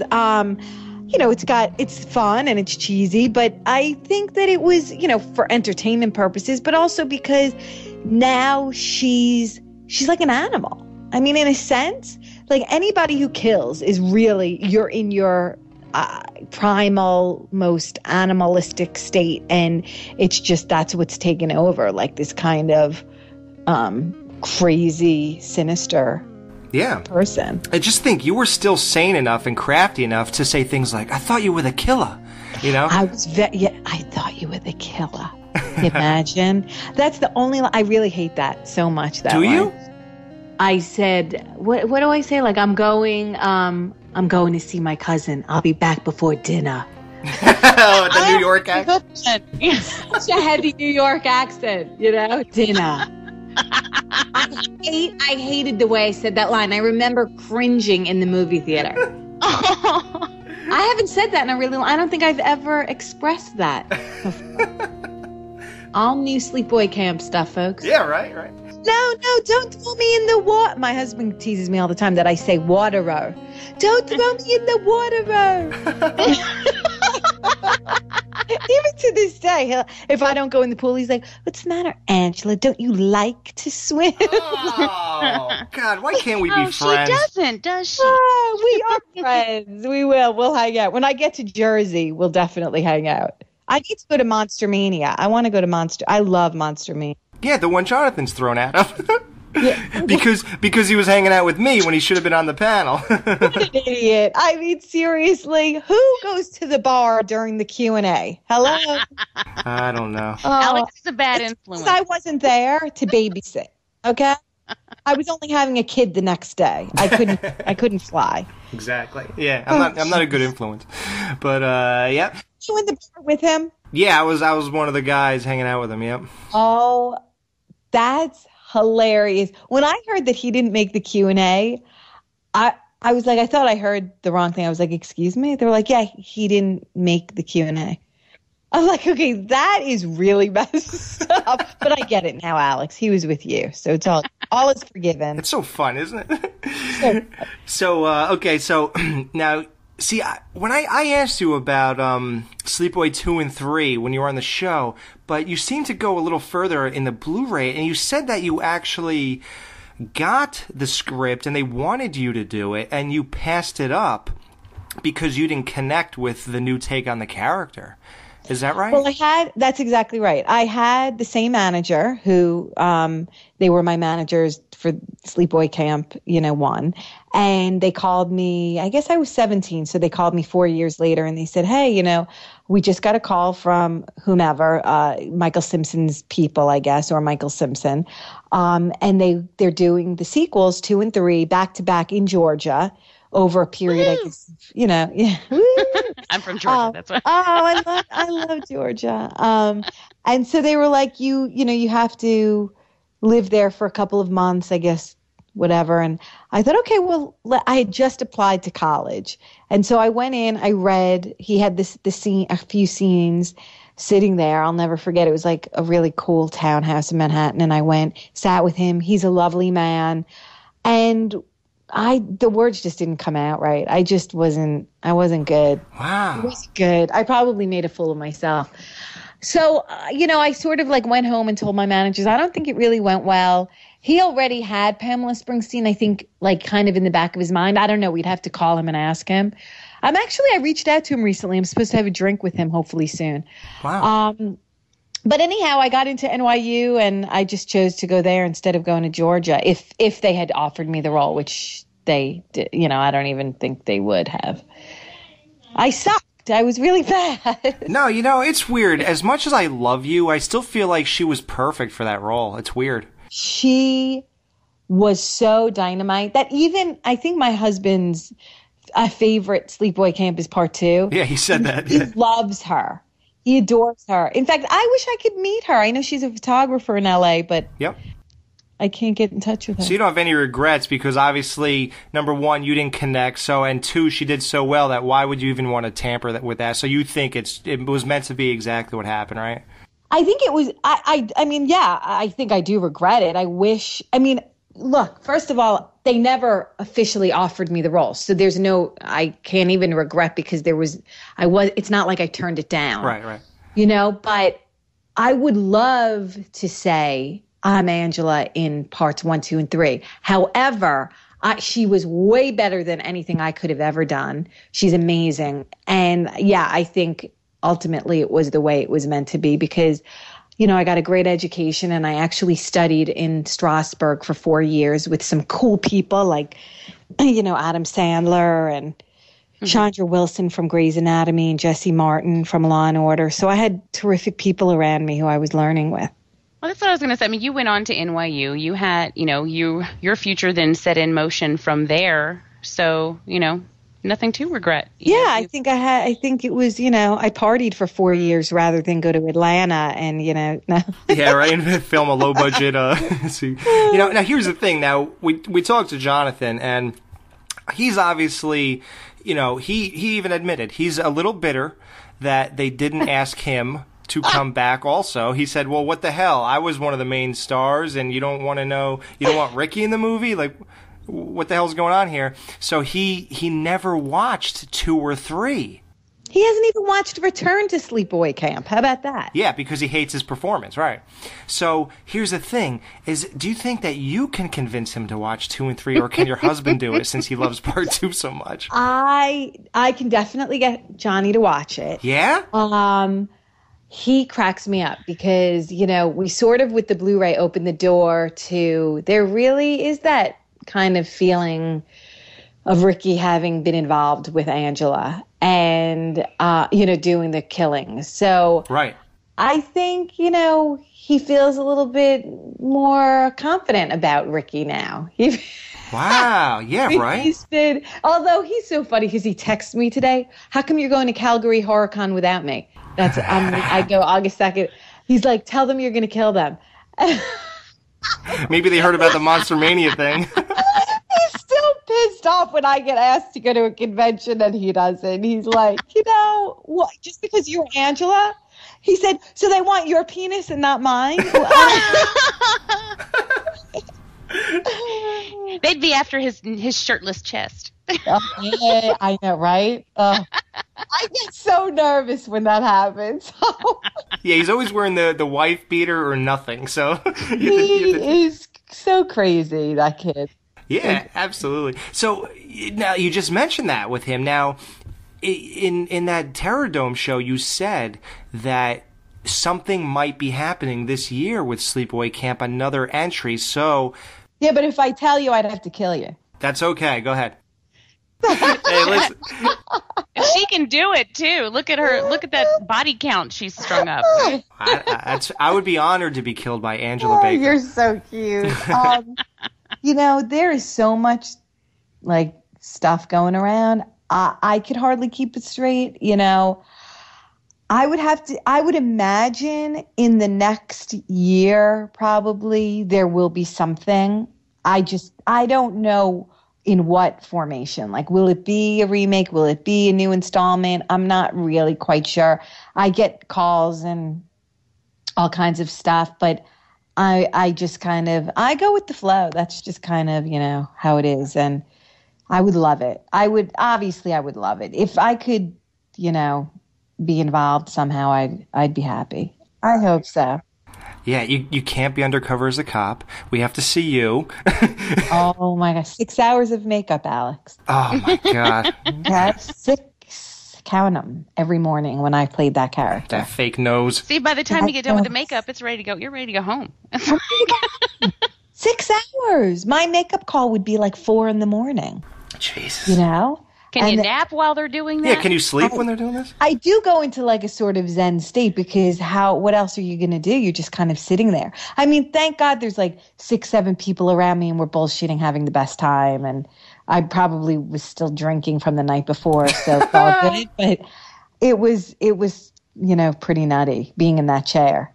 And the wig and and my adorable handler, his name is Mike Marino. He went on to do little films like Black Swan and, Oh, little film. Little films, that little film Black Swan, with Natalie Portman. Wow, yeah. So yeah, it was intense and I loved every second of it. It was surreal doing that movie with Johnny and Paul. Yeah, absolutely. And Jonathan, I talked to him about well, we talked about the remake aspect because at the time, I just didn't think of the idea of the another entry thing. So at the time we were talking remakes, and I said, would you have any part in that? And what he said was, the answer is no, and he said it's kind of like dating an old girlfriend or something like that. So I suggested this, and I think you would like this. Remember how at the end of part 1, there's a theme song for you called "You're the One I've Been Waiting For" or something like that? Angel, you're the love of my life. Yeah, I love Frankie Vinci. Right. Now, shouldn't Jonathan, since he is a singer, shouldn't he make a new song for the remake? Bum, bum, bum. I think so. See? I mean, I think Jonathan should always be a part of it, and I don't know what his... it's funny because Jonathan always goes back. He regresses into that... He was that brooding, and I say this on the Blu-ray, he was that kind of brooding, quiet, bad boy, always kind of, I don't know, had a problem. Right. He was mad at the world. And then he turned into, many years later, a really happy, positive, outgoing person. But then when we talk about Sleepaway Camp, he sort of goes back to that old brooding person. So I don't know what that's about other than, he has strange feelings about the experience, which I'm sure he does. We all do.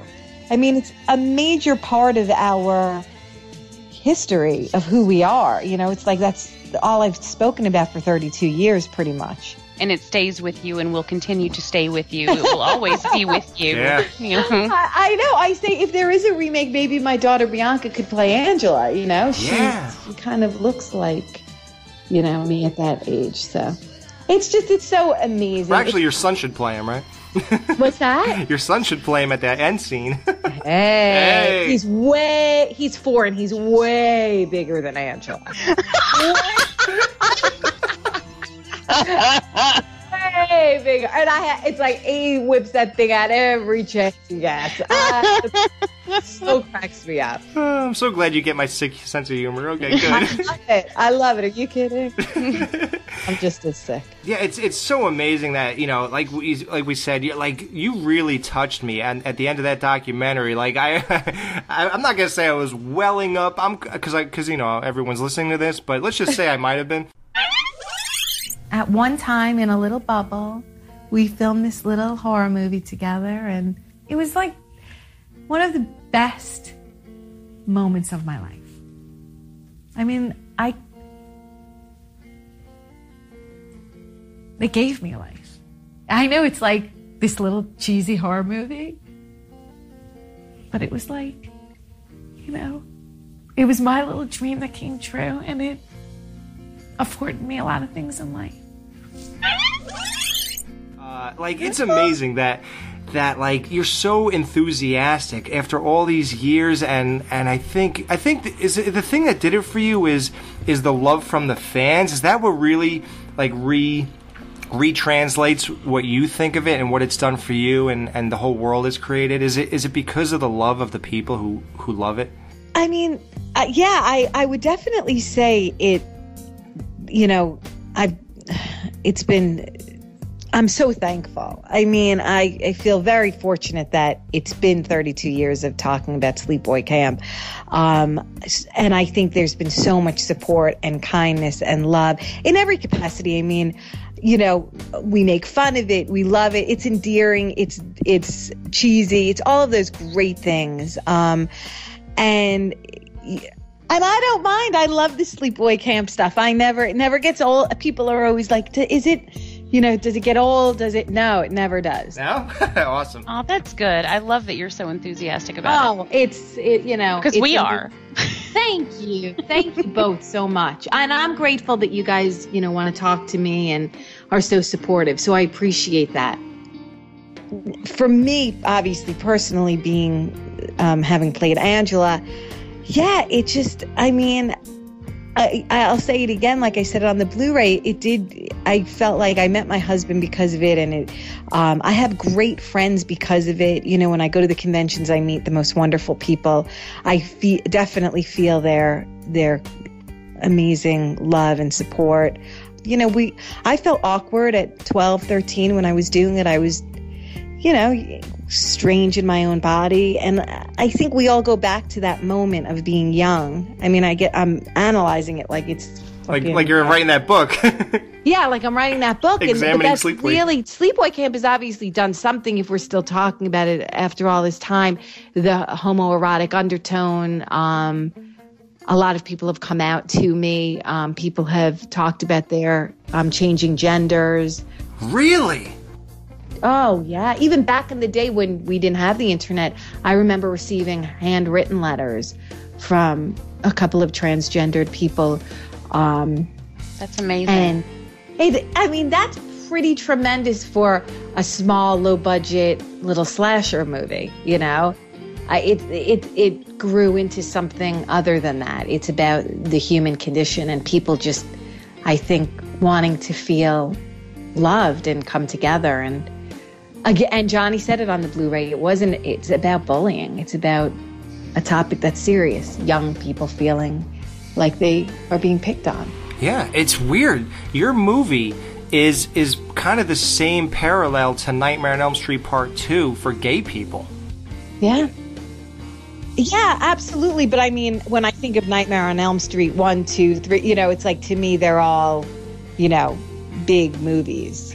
So I never like to compare. Yeah, you know what? That bothers me. Like, I wonder if people hold, well, I know they don't. I mean, sadly enough, we have to admit that people don't hold Sleepaway at the same level they hold Friday, Nightmare, Texas Chainsaw, or what's the other one? Mm-mm. But the thing is, Halloween. For yeah. years, the Sleepaway Camp series has been one of my favorites, and I cannot start a summer without watching them. And that's how I start the summer. And this year, I was so fortunate to be able to watch the Blu-ray to start off my summer, which was really exciting. Yeah. But I came into this like way before there was the internet, way before, when I was just a little horror fan all by myself because I didn't know any others. Before the internet, it was just, if you happened to know horror fans, you were lucky. And growing up as a kid, I was reading Fangoria and just digging horror on my own. And so I came into it on my own. I think a lot of people did, and a lot of people do appreciate it a great deal. It doesn't get the press that the bigger ones do, but I think the love is still there. Because I'll tell you, I remember the first time I watched Sleepaway Camp, and it blew me away. That ending and then the way the music hit, and the sound and the visuals, everything. I was just like, oh, like my jaw hit the floor because I was not expecting that. And so I think it definitely resonates within horror fans. It just doesn't get the talk. No, and I remember sitting there and watching the opening and seeing "dun" when it said Sleepaway Camp. I still remember laying on the floor watching that. Like, it's so weird, and that's not even why I'm supposed to remember the movie. But I remember just seeing it and thinking, like, okay, yeah, this is like Friday the 13th type of thing. Yeah, I can dig or the burning. It reminded me, it's very similar. Yeah. See, and I remember when the survival kit came out and I found that at Best Buy, I was so excited. And none of my friends knew any idea why I was so excited. They didn't get it. Aww. But I came home and I watched the commentary and I was just like so into it. Aww. I remember doing that. Yeah. Yeah, and it's weird. I was in Best Buy, and I never heard of Sleepaway Camp in my life. And it was probably the year 2000 or something. And it's hard to believe I didn't hear about it. But so I'm just walking up and down the aisle, and I just see this big white box with a red cross on it. And I'm like, what is this? And it says Sleepaway Camp Survival Kit. And I'm like, well, they made a bunch of them. It can't be that bad, right? Oh, we could, Alex. Can you imagine that was the reason that, like... Yeah, definitely. Yeah, right? It's as good as any, right? Whatever works. Yeah, whatever works. What's the difference? Yeah. Yeah, I brought it home, and I was like, wow. And it's funny, I didn't like 2 or 3 that much when I first watched it, and I just kind of dismissed them, and I just thought of part 1. And then a guy, this friend of mine, Adam Dyson, he wrote on that message boards that you found somehow, the Crystal Lake After Dark thing, he wrote, part 2 is one of the greatest horror movies ever, and his favorite one out of the whole. Yeah, and I was like, really, dude? Like, I didn't even give that thing a second thought. Like, are you serious? And then I watched it again, and it clicked. I understood what was amazing about it, and it's like an amazing experience to have something you dismiss and somebody just says something. You're like, yeah. What am I missing?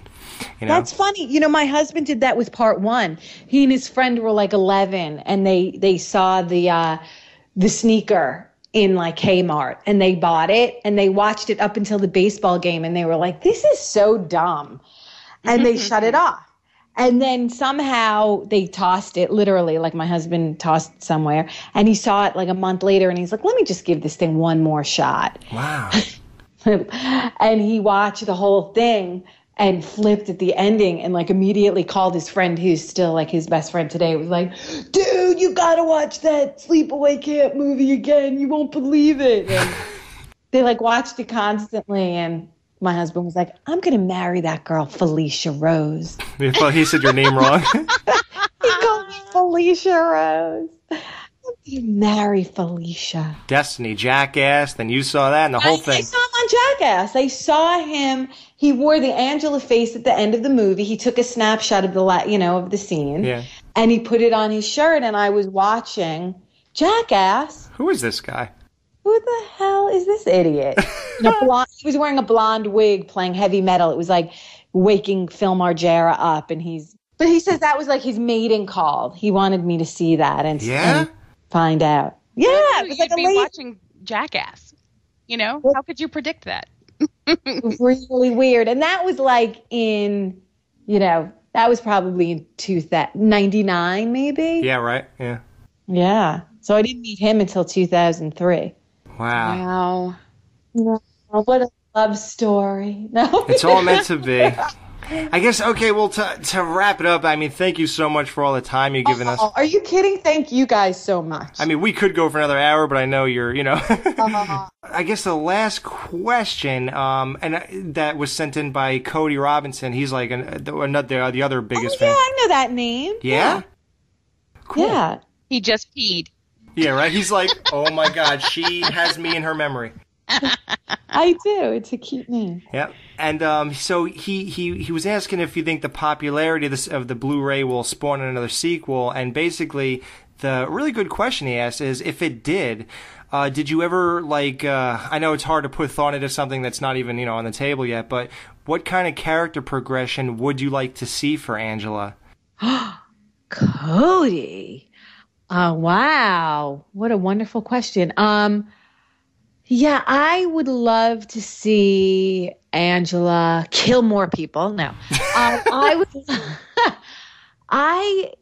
As far as Angela is concerned, I mean, I just want her to get more revenge, as much as she can get, and then somehow along the line, whether it's installment or remake, I want to see what happens to Angela.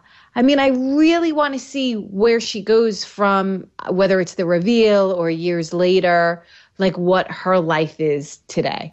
Right. Awesome. Right. Yeah, me too. And I just want to hang out with you. So. I know, you're so fun. I can't wait when I get to the East Coast. Yeah, I'm definitely going to, please, please remind me or something, or post on your Facebook. I can write it down. When are you going to New York? Do you know exactly? Okay, yeah. I'll be at Scaricon in Verona, New York. Oh my God, they're going to kill me. You know what? Everything's on FelissaRose.com. How about that? Okay. Is that good? Yep. I have this amazing webmaster. His name is Andrew. He's incredible. He's out of the UK, and he puts together like the most updated. I mean, seriously, like I could just film something. I filmed a promo for a new site called ghoultool.com, which is like a horror portal. You could go there for everything. You could, your work is showcased there by aspiring artists and filmmakers. And I have nothing to do with the site other than a friend of mine is putting it together, and I think it's a cool idea.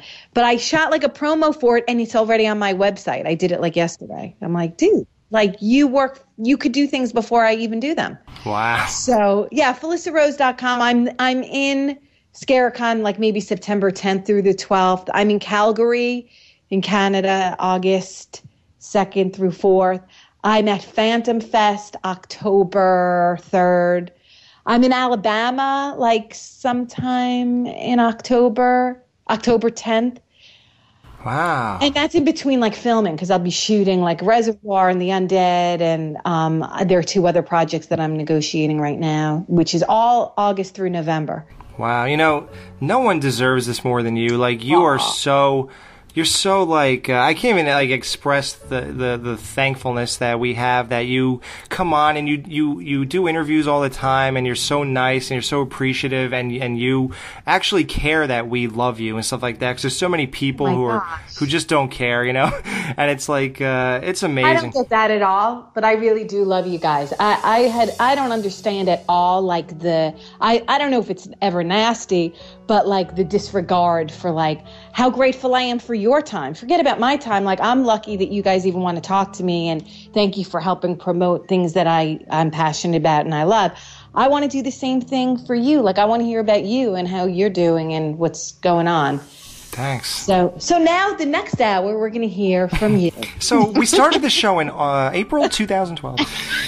And why did you start the show, Alex? Like, and Jamie, were you with him the whole way? No, I wasn't. I just came on January 2013. January, yeah, he's got it. It was January 2013. Year and a half. Well, it's weird. We started for bad reasons, oddly enough.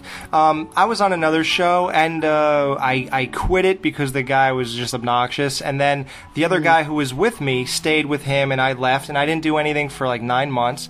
And then the other guy, Mike, realized how obnoxious the guy was also. And he left, and he was so mad at that person that he said, dude, we should start our own show and screw this guy and we'll get back on Horror Bid and blah, blah, blah. And I was like, really? I don't think they'll take us back. It's not a whole show like it was when we were on it. And he goes, no, dude, I'll talk to the guy. And then he got us back on a big major website with a lot of listeners, like, instantly without even trying, sort of. And I was like, okay. And I was like, well, who's going to host the show? He was the host. He goes, dude, you do it and I'll help you and blah, blah. Yeah. And it started like that. And we did a Friday 13th retrospective. We reviewed one movie for each 12 days leading to Friday 13th, 2012 of April. And from there, that was like our 12th show. And you were like number 20, I think. And you are the one who catapulted us to like a huge audience. And I can't believe that. Yeah. So that's... I know you were probably joking when you asked that, but... No, I'm just kidding. Honestly, I wasn't, because, also being an actor, it's really interesting for me. I love people. Like, I would love to sit down with you for real and have beers and, like, Definitely. I am interested, seriously. And I love it. We seem to have crushes on all the same people, which excites me. Hello, that's what I'm talking about. Absolutely. Yeah, so thanks again. We're wrapping up the show eventually at the end of the year, but we're going to keep on with specials and stuff like that, just not as frequent as we do now, because it's just, like a lot of work and a lot of time and stuff like that. But we're going to do specials probably once a month just to keep the show going, forever, sort of. And, hey, two of the greatest experiences was the first time I interviewed you and this one. And if you ever want to come back and promote anything, just where I am and where we are.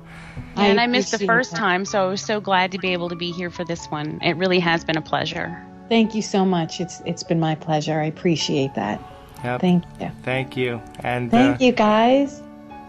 Have a great night. You too. I'm gonna cry now. It's sad saying goodbye, but I do appreciate it. And before we even hang up, it will be on my website, so it's cool. Well, thanks again. Thank you so much. Have a great night. You too. You too. Thank you. Bye. Bye.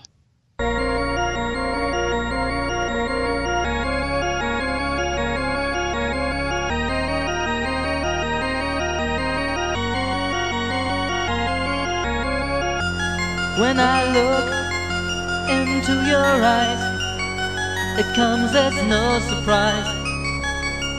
You're slipping away, angel, angel, angel. You're the love of my life. It's so cold at night. I'm begging you to stay. I know it's all a masquerade. I know you're not afraid. You're just what I've been looking for. No other boy could love you more.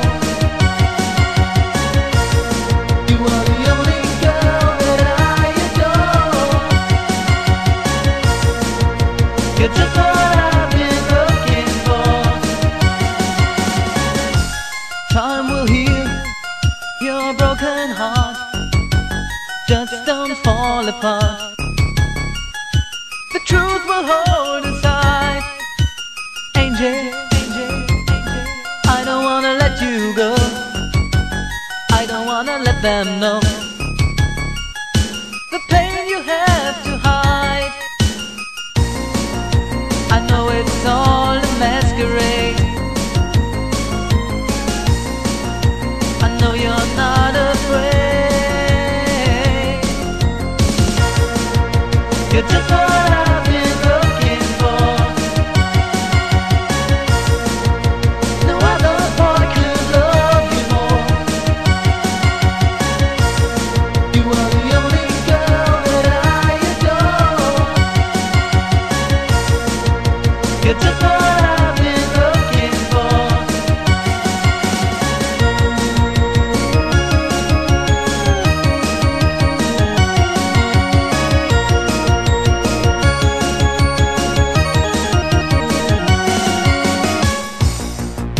You're just what I've been looking for. No other boy could love you more. You are the only girl that I adore. You're just what I've been looking for. You're just what I've been looking for. No other boy could love you more. You are the only girl that I adore. You're just what I've been looking for. Now, what do you think are the best kills from each movie? Part 1, obviously, it's either the boiling water. That is so good. The effects are so good in that scene with his face. That is crazy. Yeah. I do love that. Although I don't see how that would kill him. Oh, it doesn't kill him, actually. You know, I mean, yeah, he's still alive when he leaves, but and we presume that he is after that. So I don't know if that counts. I always thought the bee kill had some really nice gory effects too, although it's not totally realistic, you know, because I've never seen bees who actually eat chunks out of you. But it looks nice and gory. Yeah, he looks like bees were eating him for a month. Right. Yeah, this didn't just happen. It's like, or these are some crazy carnivorous bees. Seconds, yeah. And it would have been better if more bees were coming out of the hive. I think one was coming out of it when they actually put it in the screen. Also, I'm always wondered why he didn't just crawl under the door. I know. You know, I mean, he spends a lot of time trying to break the door open. Just crawl under, dude. There's plenty of space. Yeah. I remember Mike said he couldn't because he was in the middle of shitting, and I said, hey, dude, pucker your asshole up, kiss that shit goodbye. Yeah, well, we know from slashers through history that it is possible to dive off the toilet without wiping because they do it in every one. Exactly. Ooh, baby. Ooh, baby. So, my favorite kill, maybe, it's either Mel, the arrow through the neck, Judy with the curling iron up her vagina. Meg, oh, Meg. How can I? Not you, Meg. I let him go. I don't know why. He's not going to do it again. He's not going to do it. What the heck is wrong with you? He has such rubbery, you know, his face is so rubbery and his arms flop all over. That is a weird-looking guy. Yeah, sadly enough, he died within months of shooting that. He had cancer and was dying during the filming of that movie, and I think it got to theaters by the time he died, but he never knew the success or anything about it. Poor Mel. I always thought he was Mr. Furley or Mr. Roper. I couldn't tell the difference. I remember I wondered that back 2 years ago. So part 2, the best kills in that, the grilling the sisters. I really like that one, and I love the picture of you in that scene. Oh, yeah. Yeah, I have all 3 of those shirts. I think I mentioned on some show where to get them. I have no idea right now. But they sell Sleepaway Camp shirts of part 1, 2, and 3. You can get them all. And it's a really great company. I actually had an issue with my shirts, and they sent me brand new ones for nothing. You know, do you know what I found? Okay, the day that when I discovered when our anniversary was because I happened to be on my friend's list that day. And it was actually by accident. I clicked the wrong thing and ended up on my friends list. Well, you're at the top of my friends list because it's alphabetical. And I saw that it said friends since July 2012. And I was like, oh, so I clicked on it to see our friendship, to see exactly what the exact date was in case it was coming up. And I saw where you posted to me shortly after we met. You posted a picture of one of the Sleepaway Camp T-shirts, and you said, "You got to get this, Jamers." Wow. Yeah, and I was like, "Oh!" And then you have them all. Yeah, look at that. I got them instead. Cool. It sounds like I'm totally obsessed. Are you a fan of mine? Just kidding. I am. I'm your biggest. Oh, please. You just clicked a button. You're just curious. Don't belittle my fandom. Yeah, no, I'm a fan of yours. That's why I hunted you down. I was like, hi, I really like you on your show. Can we be friends? And then I was like, can you come on for the news so we could sound good? Aww. It got better than that. The other great kills in part 2. Oh, when he says, you should have seen my look on my daddy's face when they let you out. And she goes, wait till he sees what happened to you. And she cuts his head off. She's a bitch. That's all right. I mean, that's right. But I love her. I love her attitude. I think it adds so much to the movies, you know. Now, do you think Felissa Rose later on talks about how she had the script, she read the lines and everything. She just didn't connect with it. Now, Pamela Springsteen was 27 or something like that when she made this. Yeah, because that was in the third one, wasn't it? When she was supposed to be a teenager because she was actually a camper. 17, and she's really 27. Yeah, and she had a hard life. Yeah, right. I don't think Felissa or Pamela Springsteen could have connected with that role. I think you have to be older and have a different kind of attitude and approach and a thought of life and a jadedness that could only come with age. No, I think that's a good point. I think it requires some life hatred. You have to be able to put the right amount of sarcasm and evilness in that, and a truly young actress. I think there are some who could pull it off, but it's rare, you know, to be able to act beyond your years like that. Like Chloe Moretz? I don't even know if she could do it. So the third one, I love the third one because the kills are so creative. My favorite ones are when the guy Bobby is tied up on the tree and then she ties his arms up and drives away with him. And the best kill, and it had to be because of the camera angle, it's when she pulls the bitch up the flagpole and then you see from her point of view looking straight down even though she can't see. And that adds to it, that she can't even see. Like that shot too. Yeah. So, you know, so how would you rank Sleepaway? I guess let's talk about the fourth one really quick. So you were so excited. You heard that was in production for years. Supposedly it was filmed in like 2002 or 3, right? And it came out in 7 or 8? That's Return, right? Or that? Yeah, I'm not talking about the made-up movie. I hate that even gets confused. I hate that. I remember Cody was on the show. I can't ever remember which one came out first, and I've only seen each of them once. Now, you've only seen it once, but since you're such a big fan of me, did you hear our Part 4 review? Yeah. I'm just kidding. No, I did. I heard all the shows. Right. Wow, cool. Not 2 and 3 times like some people, but, you know, I'm not that obsessed. Hey, listen, I was just double-checking them. Oh, you mean other people? No, just kidding. Yeah. I love myself. No, Part 4, you know, or should I say Return to Sleepaway Camp. I think let's just make believe that I can get over how annoying the lead character was and all that type of stuff. And I could get over the poor wardrobe and the poor direction and the poor writing, like the dialogue and stuff like that. And the poor casting, let's just make like I can get over. I think the biggest disappointment to me is Angela Baker's character. Let's just say you're a fan. Somehow you got into the position that you were going to write and direct Return to Sleepaway, and you actually got Jonathan and Felissa back. Would you use her character in that capacity? No. What were they thinking? Yeah. I don't. He was probably thinking, how can I best waste this opportunity? Because don't you think that's exactly what it was? Yes, it was a missed, wasted, complete